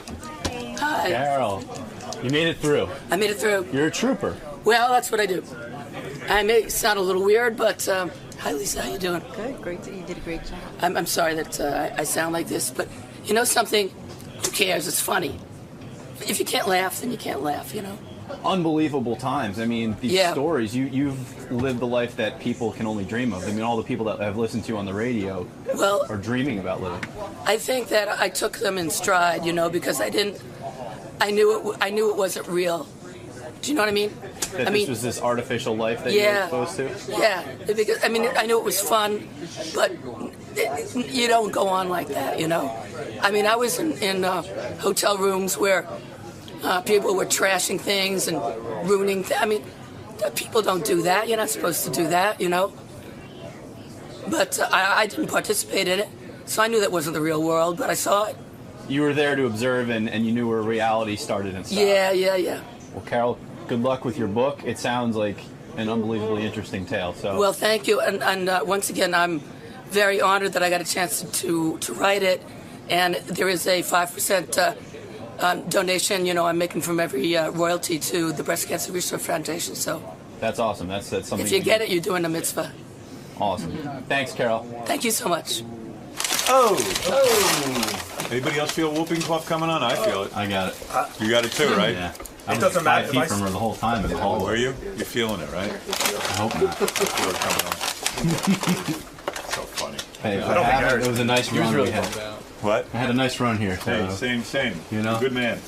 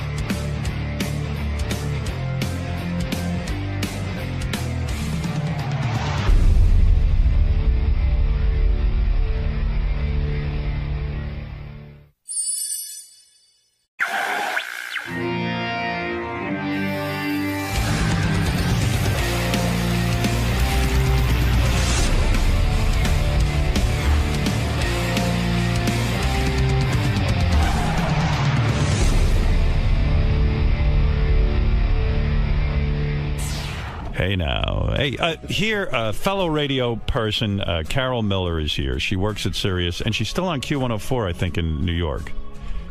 And she's had a spectacular radio career, and I love talking radio. She wrote a book called Up All Night, My Life and Times in Rock Radio. And what a charmed career. Ah, there you are. Hi. A charmed career, you got. Oh, a charmed career, if ever there was one, and I'll tell you why. How are you? Outside of whooping cough. Oh, you have whooping cough? No, wait, but yes. Do me a favor. Don't be in here. I can't get that. You can't because I'm not contagious anymore. But I swear. Go sit in that booth. I swear to God. Don't worry about it. I'm begging you. Don't worry about it. You're begging me. I'm scared. I'm so afraid of germs. I know. So am you I. have whooping cough? Let me tell you something. You know whose fault it is? I feel like I'm getting it already. Wait, let me put this in. Don't come near me. No, don't worry about Please, it. I don't want to get sick. You're not going to get. All right, sit back far on the couch. All right, here. And you sound like you have whooping cough. Yeah, I know I don't sound right, but you know something? You can make fun of me. I don't care. I'm here. John, you're on the air. Hi. Hi, John. Hey now. Hey now, John, in Dallas. Hey, Howard, you got to just listen to this. This is off the WebMD on the whooping cough. It says, when an infected person sneezes or coughs, tiny droplets containing the bacteria move through the air. Oh, no, don't read this. And the disease is easily spread from person to person. Oh, my God. Dude, you better go to the fucking ER right now, man. Oh, my God, Robin. Robin. She said she had been on antibiotics for 2 weeks. Yeah, so what? You know that doesn't mean they worked. No. She did cough at the end. What does it say? It also says that antibiotics sometimes may help prevent some spread of the disease. It's not a 100% deal. It says it's not 100%. No, it may help some spread of the disease. Oh, my God. What's she doing now? She's like Typhoid Mary. I mean, I just got to say something. I love Carol. I admire her career, and I was looking forward to the interview. But yes, first of all, if your voice is shot, just tell Gary and say, listen, I'll reschedule. I mean, I know she had rescheduled once, and I would have waited another 2 weeks till her voice was back, number one. Number two, I'm such a paranoid as it is. But I know. I mean, well, who's next? Gary, bring in Gilbert Gottfried with leprosy, so I can see if I can survive that. I swear to God. I mean, So what happens now when she shows up like that? Did you know she was sick before she came into the studio? No, Gary. But Gary's such a fuck. Oh no! No, you should have got. You know what, Gary? You should have said, Carol. This. You know what? You are a fuck. I'm going to tell you why, and I want to make this clear. You really kind of are. It just dawned on me. I got to tell you why you're not a friend, and you're not a good guy, and you're not my producer anymore. Because when you see somebody walk in that condition, you know they have no voice. You turn to them. So I'm not the bad guy. You say, Carol, look, I'm gonna make a decision here. I'm listening to you talk. Your voice is shot. You've just gotten over whooping cough. I'm guaranteeing you a slot on this show. Howard wants to interview you. But I'm going to say, Howard is a guy, I know he's afraid of germs, as it is. Healthy people walk in here and I don't even want to fucking see them. So go home. I'm not putting you on the show. And then that's it. Who wouldn't do that? I've never sent a guest home in the history of the show. But you could have. But you would be like, it's easy to say now that you saw it. Plus, I told you during the break, and you could have said to me, just send her home. I had no idea. But I told you. God, you said she came in and her voice was a little fucked up. No, I said it was a lot fucked up. I said she sounded really bad. And you said it. I said, so I guess I'm going to have her on. I'm not out there to evaluate. All I'm saying is you can take over. You're the producer of the show. You always leave everything up to me. Well, because you want to do that. How many discussions have we had? I say, Gary, you can run things. You're the executive producer of the Howard Stern Show. If you see somebody out, this is for the future, okay? Because now that I'm dying, because now that I got to go be in the hospital for a month with whooping cough. You know the difficulty of turning a guest away, and I will do it. Gary, it's difficult. I know the difficulty. That's why I have a producer. If I could do it, I wouldn't have you. You're here to do the things I can't. I mean, this is the same as when I was single and I wanted to fuck girls, and I just said, Gary, get me the phone number of these girls. I'm not your fucking pimp. Yeah, you're not my pimp, but you're my producer. You can get me a phone number. Don't yell at me to do stuff that's on a personal level. Okay, fine. You don't want to talk about that? Then at least when you see a guest come in here and they got whooping cough, you can say to them, it's fine to leave. Well, I don't know whooping cough. She said I was getting over being sick. If you hear somebody with their voice in bad condition, you can dismiss them and say, look, I'm making a call here. I'm not consulting Howard on this. Hey, Howard? Hold it. Jay Thomas just came in. He has a touch of E. coli. Gary says it's okay. Hey, Howard. First of all, I got to tell you something. And Gary, this is the truth. You didn't say she sounded awful. You didn't say she sounded bad. You said she doesn't sound that bad. No, she doesn't sound that good. No. And you said, Will Murray just wrote me a note and corrects you. He listened. This is not coming from me. You said, is it noticeable? And I said, yes. She doesn't sound that bad, you said. Now, based on that, I made the call. Listen, I'm giving you the power. Protect me. I'm your boss. I told you, Gary, I'm out of here in 3 years. You're going to have no job, despite you think you're going to be working on the Kelly Ripa show or something like that. Well, I'll be working somewhere. Whether it's up to your, we'll see. Whether it's up to your gold standard is fine. But no matter what, I'm going to work somewhere. Best year was $160,000. Howard, when you leave as an announcer, when you leave, everybody's going to work somewhere. The reason, but here's the thing: everyone can blame you for me leaving, because if you don't protect me, if you don't make this job easy for me, I'm telling you, this is everybody's responsibility. Everyone listening to me who works on this show. Benji, Fred, those two maniacs in the back room. All of you. Hey, I know. Excuse me, John. I'm sorry. I'm giving someone a reaming. Don't interrupt me. Yes, sir. I'm sorry. Protect me. David Letterman wouldn't be interviewing somebody with whooping cough. The reason they protect him, they know if Dave retires, they're all out of work. Now, it's true. You might get a better job than this. That's not my thought. You might. My job, I'm here. But I'm saying, I'm in this moment. If it's easy for me, if I got people thinking with me, like like their life depends on it, it becomes easy for me to work here. Then I go, and then someone like Mel or somebody says to me, you want to sign up for another couple of years? Yeah, it was pleasant. Well, now all I'll think about is I don't want whooping cough.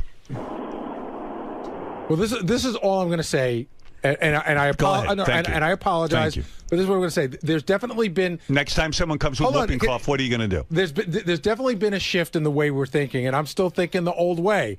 And I wouldn't think I've never thought of you any other way than a competent. But you might say, why would you turn a guest away? Because they have whooping cough, and I would have sat there. I would have blown you. I would have said, this guy, I would have blown you. I would have pulled your pants off and sucked on your disgusting cock. Because I'd say, there's a guy who thinks of me, who cares about my health. And, oh, by the way, Robin, I didn't tell you this. Next week, a guy's coming in with the Black Plague. And we're going to see if I survive that. I mean, come on. Look out for me a little.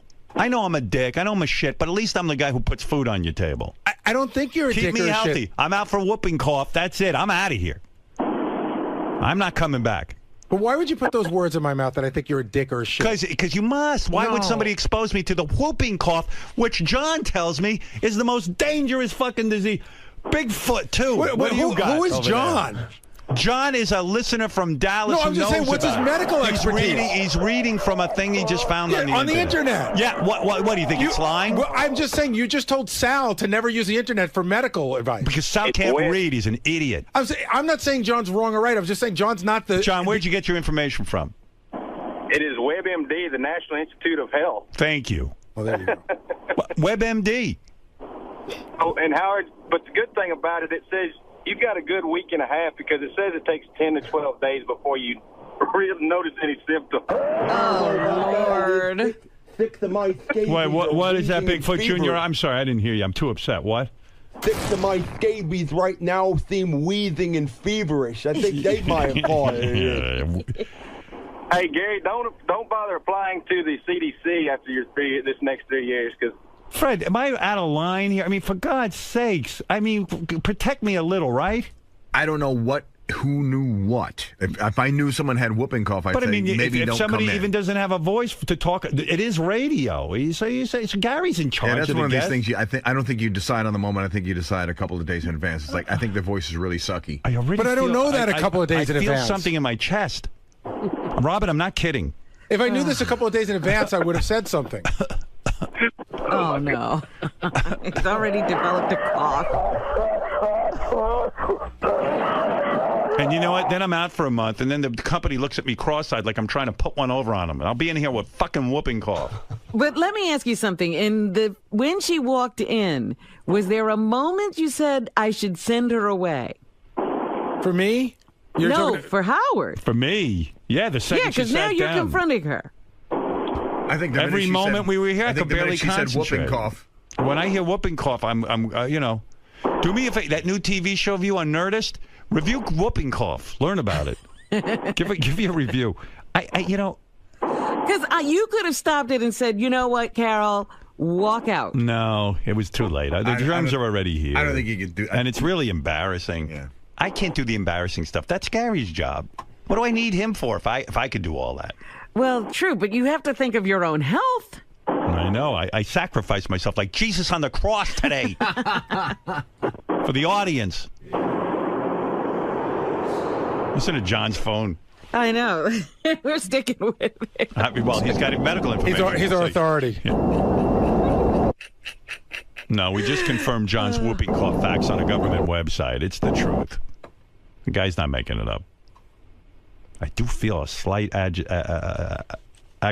in my chest now. A tightening of the chest. The first sign of whooping cough. Seriously, Gary, I've told you, you've got the power to do whatever it is you want. I'm not kidding. Somebody out there isn't doing their job, fire them. It's your call. You're the producer. Makes my life so much easier when you take over. I mean, why? I'm sitting here thinking now, why would we take Carol's Robert, word? that's the key words. You're sitting here thinking now. Why would we take Carol's word that she's not contagious? Don't worry, you won't get it. Is that a written, did that come with a written guarantee? Oh, Robin. Am I in for a day? I'm going to walk around with my whooping cough. I hope I survive it. The beautiful thing is that you're a healthy person with a strong immune system. I know. So you'll be fine. Thanks, Robin. Oh, if only you were here to cradle me. Ophelia. Because the whole time I was like, this isn't even good for her. Because she sounds terrible. Of course. Yes, Marianne. Oh, my God. Gary, you know I love you, and I felt so bad all week for you. You fucking dropped the ball. First of all, her voice was like my voice, horrible.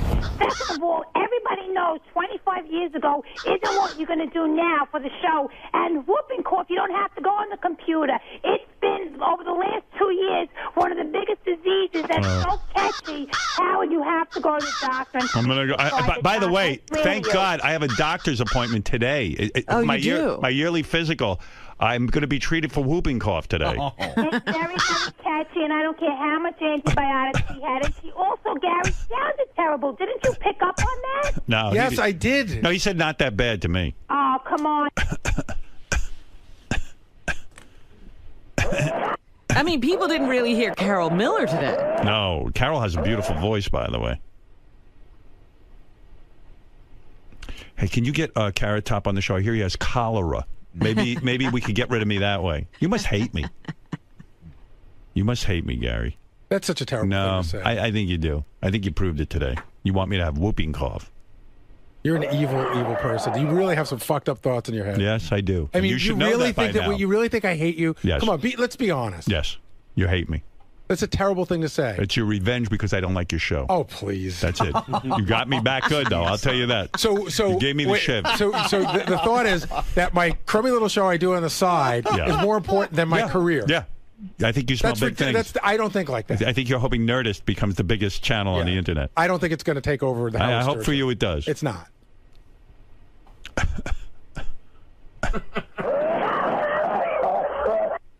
Well, you got me good.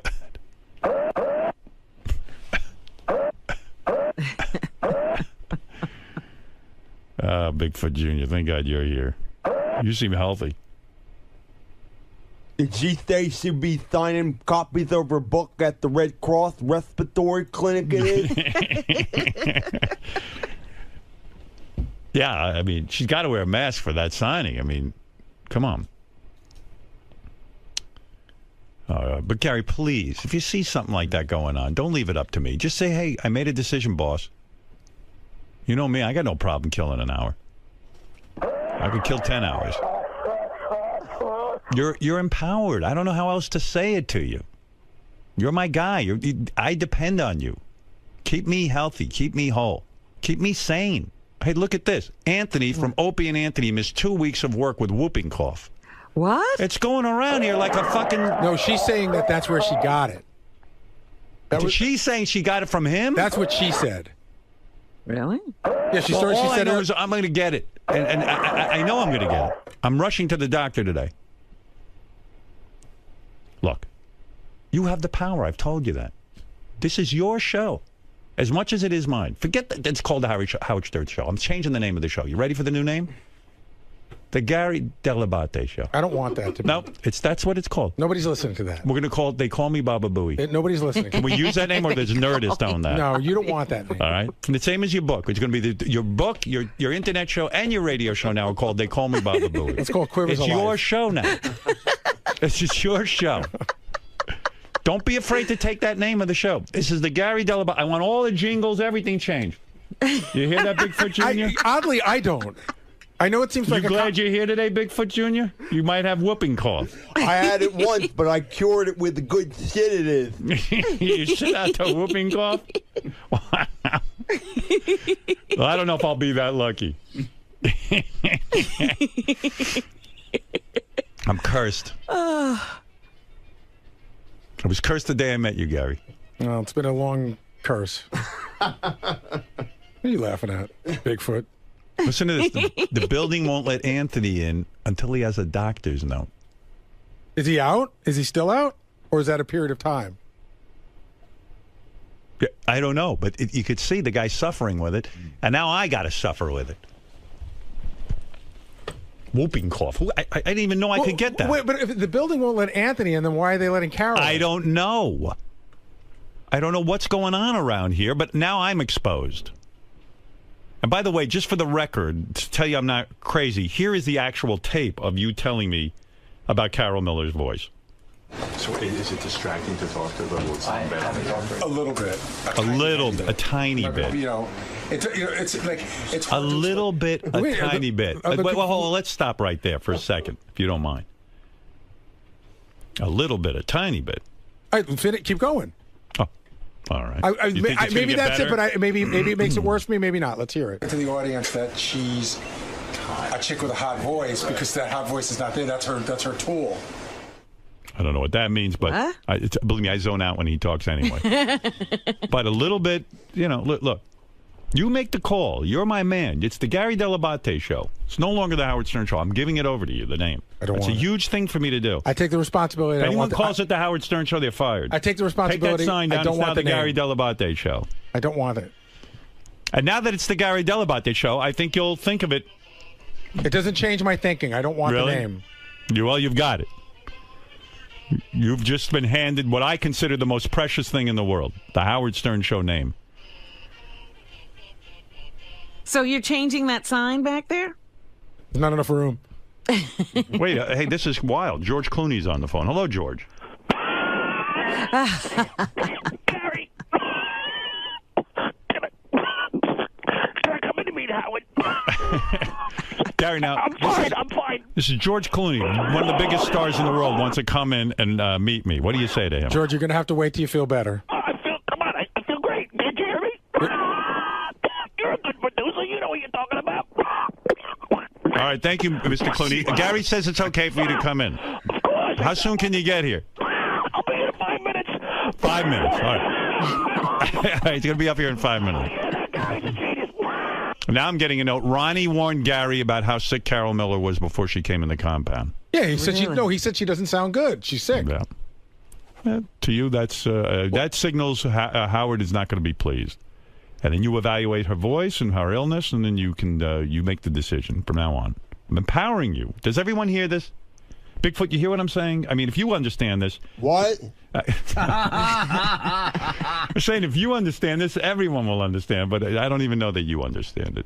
Well, lucky for me, I can't get the whooping cough it is because I already got the smallpox and it prevents it. Right. Really? Yeah, cancels it out.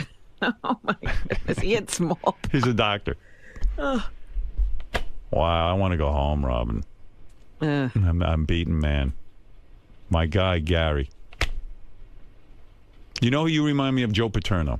The great Joe Paterno. He doesn't see anything. He doesn't hear anything. Nothing's wrong.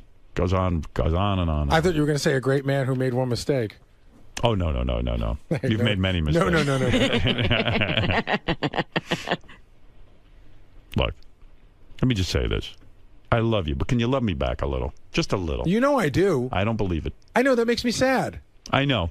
Makes me sad. Because I thought after all these years maybe you care about me. But somebody makes a mistake, and it's unequivocally they hate you. That's how you think. Would you pretend you're my mother and you're taking care of your son? Help me. Your mother or a my mother? mother would protect me. Well, actually, she wouldn't. She threw me in You think she would have let Carolyn? All right, pretend you're not my mother. Pretend you're a mother. Who is somebody who would protect me? Mother Teresa. I guess I don't have anyone like that. I wouldn't have let her in. Thank you. Just Where because are she you? doesn't sound good. You know, you should have Robin be your mother because she knows everything. She does. After the fact. No. You don't know that. I'm still sitting here saying to myself, you know, like what I do, Gary, is listen. And I'm listening and listening and going, can she actually make a connection with the audience with that voice? You know, I'm sure Letterman or Leno or Kimmel's producer would say, hey, you know, listen, you don't have a voice. You know, they got to make that call. You can make the call.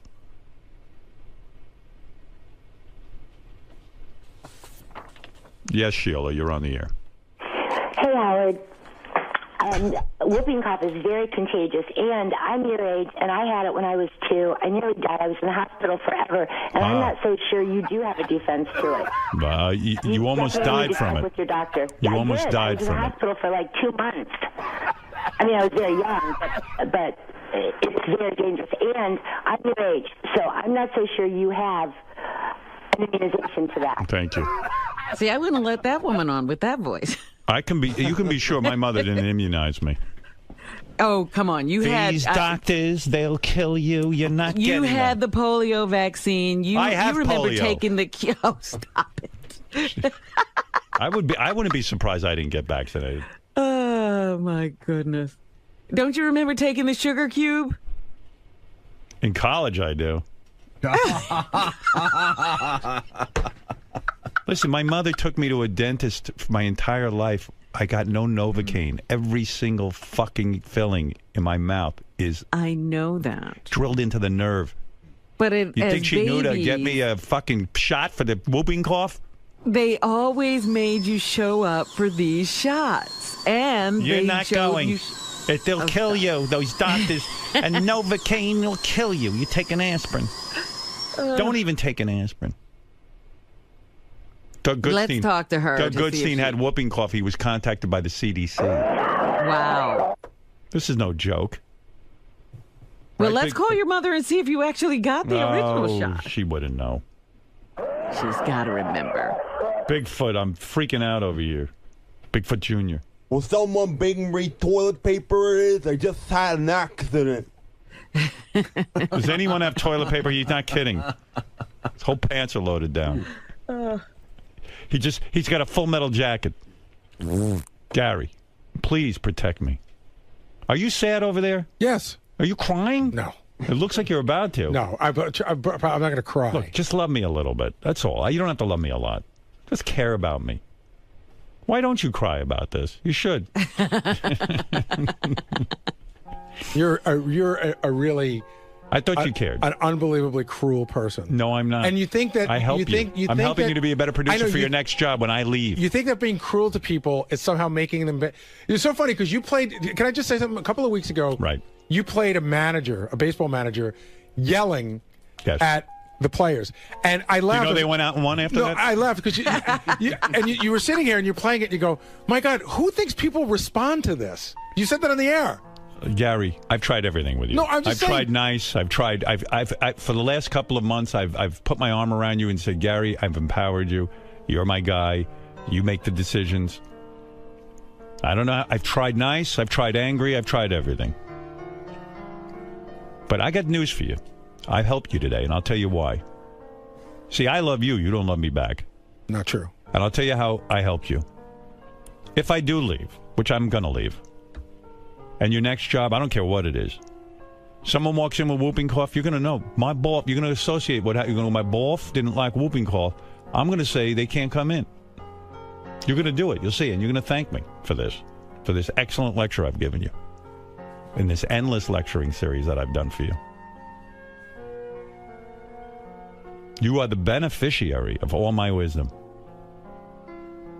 You'll protect Imus very well. He will not die of whooping cough. I will. I can unequivocally now. Yeah. My family were fucking destitute on the street. I would not work for him. We'll unequivocally. See. You might be destitute on the street. He'll be dead by the time you retire. No, he won't have whooping cough. His producer turned Carol Miller away. You're going short. That's right. I know you don't give a shit about me. You made that clear. But I'm going to tell you something. I care about you because I'm preparing you for a real job. With me, it's not a real job. It's a cakewalk. I excuse everything. But when you get a real job, which you will see. All of my lessons will have paid off. Thank you. Well, I agree with that. All right. Time for news, Gary. I mean, I think that anything I do after this, I will take everything I learned from you with me. So everything. Let's rehearse. Your new boss is there, and he's, oh, Gary, is there anybody out there with whooping cough? And then what do you say? Just one person, but I had to send her away. You sent her away? Oh, thank you, Gary. Thank you. Oh, my God. Was that nice of you? I would like to give you a raise. That would be okay. That's how your boss is going to go. You can say, wow, you are a real... You know what it is, Gary? You think of the show like it was your own show. Smart man. Oh, you're going to be a great employee. Not for me, but for this next guy. Right there, Bigfoot Jr.? Well, I don't know how else to put it, but Gary's just not a team player, it is. Right.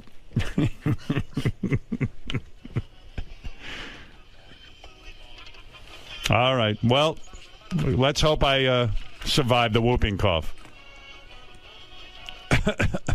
I'm sure your doctor will put you at ease this afternoon. Yeah, I'm sure.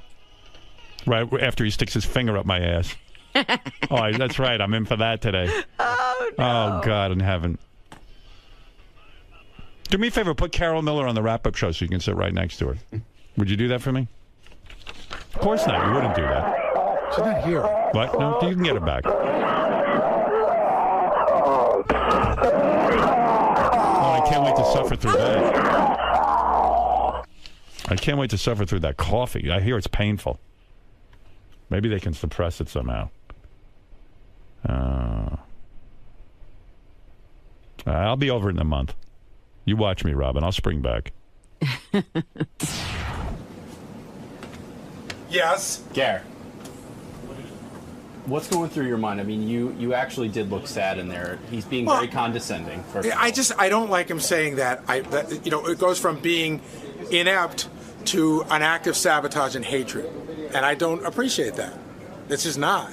And he just tries to say whatever he can to make you feel as shitty as he can, so he can make me feel shitty. He's been unnecessarily cruel, as you were just alluding to. Well, I understand why he's upset, but yes, I think that you can make your point without having to really take low blow shots. He's attacking the man, not the situation. That's right. What is it going to be like when you guys go to commercial in a few minutes and you're in there talking to him? Oh, we're just going to act like it didn't happen. And that bothers you, obviously. No, I'd rather not talk about it. But it doesn't end there because you're still feeling right, but I don't want to sit here and discuss it. Do you think the way he broke it down today was necessary for him to make it seem like you make all these lapses in judgment and that? I mean, I think he wanted to blame me, and yeah, okay. I admit that there might have been a mistake. That we've never turned a guest away in the history of the show for any kind of health reason. We've had people who've been under the weather. I didn't know the full extent of her whooping cough thing, and so everybody back here is a big fucking armchair quarterback. Do you feel like you can't put up notes about how they knew? Right. Do you feel like you can't win because had you turned her away, he would have been like, "What are you doing, turning my guest away?" Well, it could have very well gone that way. Like he said, "This is."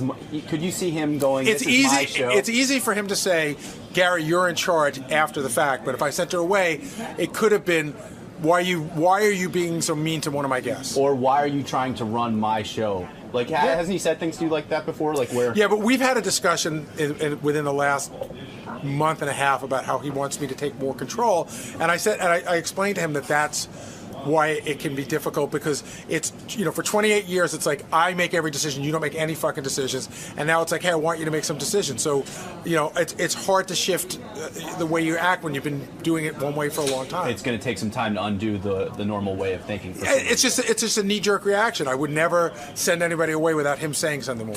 Poor Gary looks like he's going to hang himself. Are you going to be all right, Gary?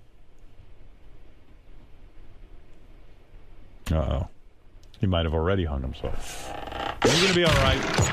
Now you're making me feel bad. Yeah, I know. Thanks a lot. This is your move. You yell and then you feel bad. Don't worry, I'll be fine. I'll live. No, I still love you. No, I see you. I know you don't love me, but yeah, exactly. Howard getting the fucking scalpel out to dig at the Achilles heel that he touched. Did I touch on it? Of course. When you say to me, you know that I don't like you. Yeah, that bothers me. Stop it. No, but it bothers me. It's a terrible thing to say because right, I take it back. But you can tell, and you keep going to it. All right, sorry. But you're not, and you know you're not. Sorry. Now you're just even worse. What do you want? I'm trying to fill 4 hours. I hear you. All right, thank you. You're all right. You're safe with me. I love you. I don't know why, but I do. Also in the news, did you see what David Blaine's newest thing is going to be? He's going to be tottering from a pedestal for 3 straight days without sleep or food while 1 million volts of electricity are sent pulsing around him. Yeah, I got an email from him that inviting me to go down. You know how he likes people, like celebrities, to show up at his events where he does all this dangerous stuff? Yeah. But I don't want to. It sounds dangerous even to be around him for this one. Please, I've been in enough danger. I was just in a studio with somebody with whooping cough. I mean, that's dangerous. You think you're risking your life. Yeah, I mean, you're going to be surrounded by electricity. Yeah, I'm surrounded by electricity. It doesn't bother me. But I'm whooping cough, that bothers me. What I've done is death-defying. No celebrities came down and visited me. You may only be shocked. Yeah. I was in the room with whooping cough. To avoid being burnt to a crisp, Blaine will be outfitted in a chainmail bodysuit, a wire helmet, and metal-soled boots. Nobody knows what being in an electromagnified field for that long will do to a person. And he it cures whooping cough. It gives him some ability to shoot electricity from his fingers, is what he's thinking. All kidding aside, he says, this is no joke. It's it's for real. So it's starting on Friday night. Why he has to stay up while all this is going on, I don't know. Nah. Who even gets whooping cough anymore? Well, it's coming back because, as Carol said, a lot of people aren't taking the vaccine. No, now I got to go get a vaccine. Was I vaccinated or not, Robin? I'm sure you got that. In the vaccination, it's called pertussis that they're vaccinating you for. And it's a part of a whole group of vaccines they give you. But didn't Carol get vaccinated? Well, apparently your immunity wears off at a certain point. Yeah, well, I'm pretty sure mine's gone. You know. Hey, Gary, seriously, can you call my mom and get her on the line? I want to know if I was vaccinated for whooping cough. Hold on a second. Yeah, she probably wouldn't remember, but I'm hoping. Well, she knows that you got your baby shots. She don't know that. What are you talking about? How does she know? Because she was the one who took you to get them. When you go to the Well Baby Clinic. It's harder to get whooping cough if you've been vaccinated, but not impossible. Yeah, watch me do the impossible. You're always doing the impossible. Yes, Shannon. Hi, Howard. I'm just calling to tell you to calm down. I've lived through this. My husband brought home whooping cough. We don't know how he got it. He coughed all over my children because we were new parents. My oldest child was vaccinated. My youngest had not gotten all the shots. Right. And both kids got it. My husband got it. Yeah. I held that baby, was coughed on for a month, and never got it. Now, my husband and my 4-year-old at the time did not get a bad case of it. You'll learn this if you do more research. First of all, the vaccine only is 60% effective. So that's why my 4-year-old got it. I had never been vaccinated for it, and I didn't even get it. And and the other thing that I learned was... You're lucky and I'm not? Is that what you learned? No, honestly, it's about susceptibility, number one. Right. And you never know what you're going to get, what your body's going to... Why weren't you vaccinated? Well, I'm an adult. A lot of adults are not vaccinated. Yeah, I was vaccinated as a kid, but it only has a 7-year... All right, efficacy. thank you. It still doesn't make me feel better, but thank you, Shannon. Don't worry. All right. Milton, go ahead. You're on the air. Thank you, though, for cheering me up. My cough seems to be... Hello? Right, yes, Milton. Yeah, hi. I'm a surgeon in Buffalo, and you know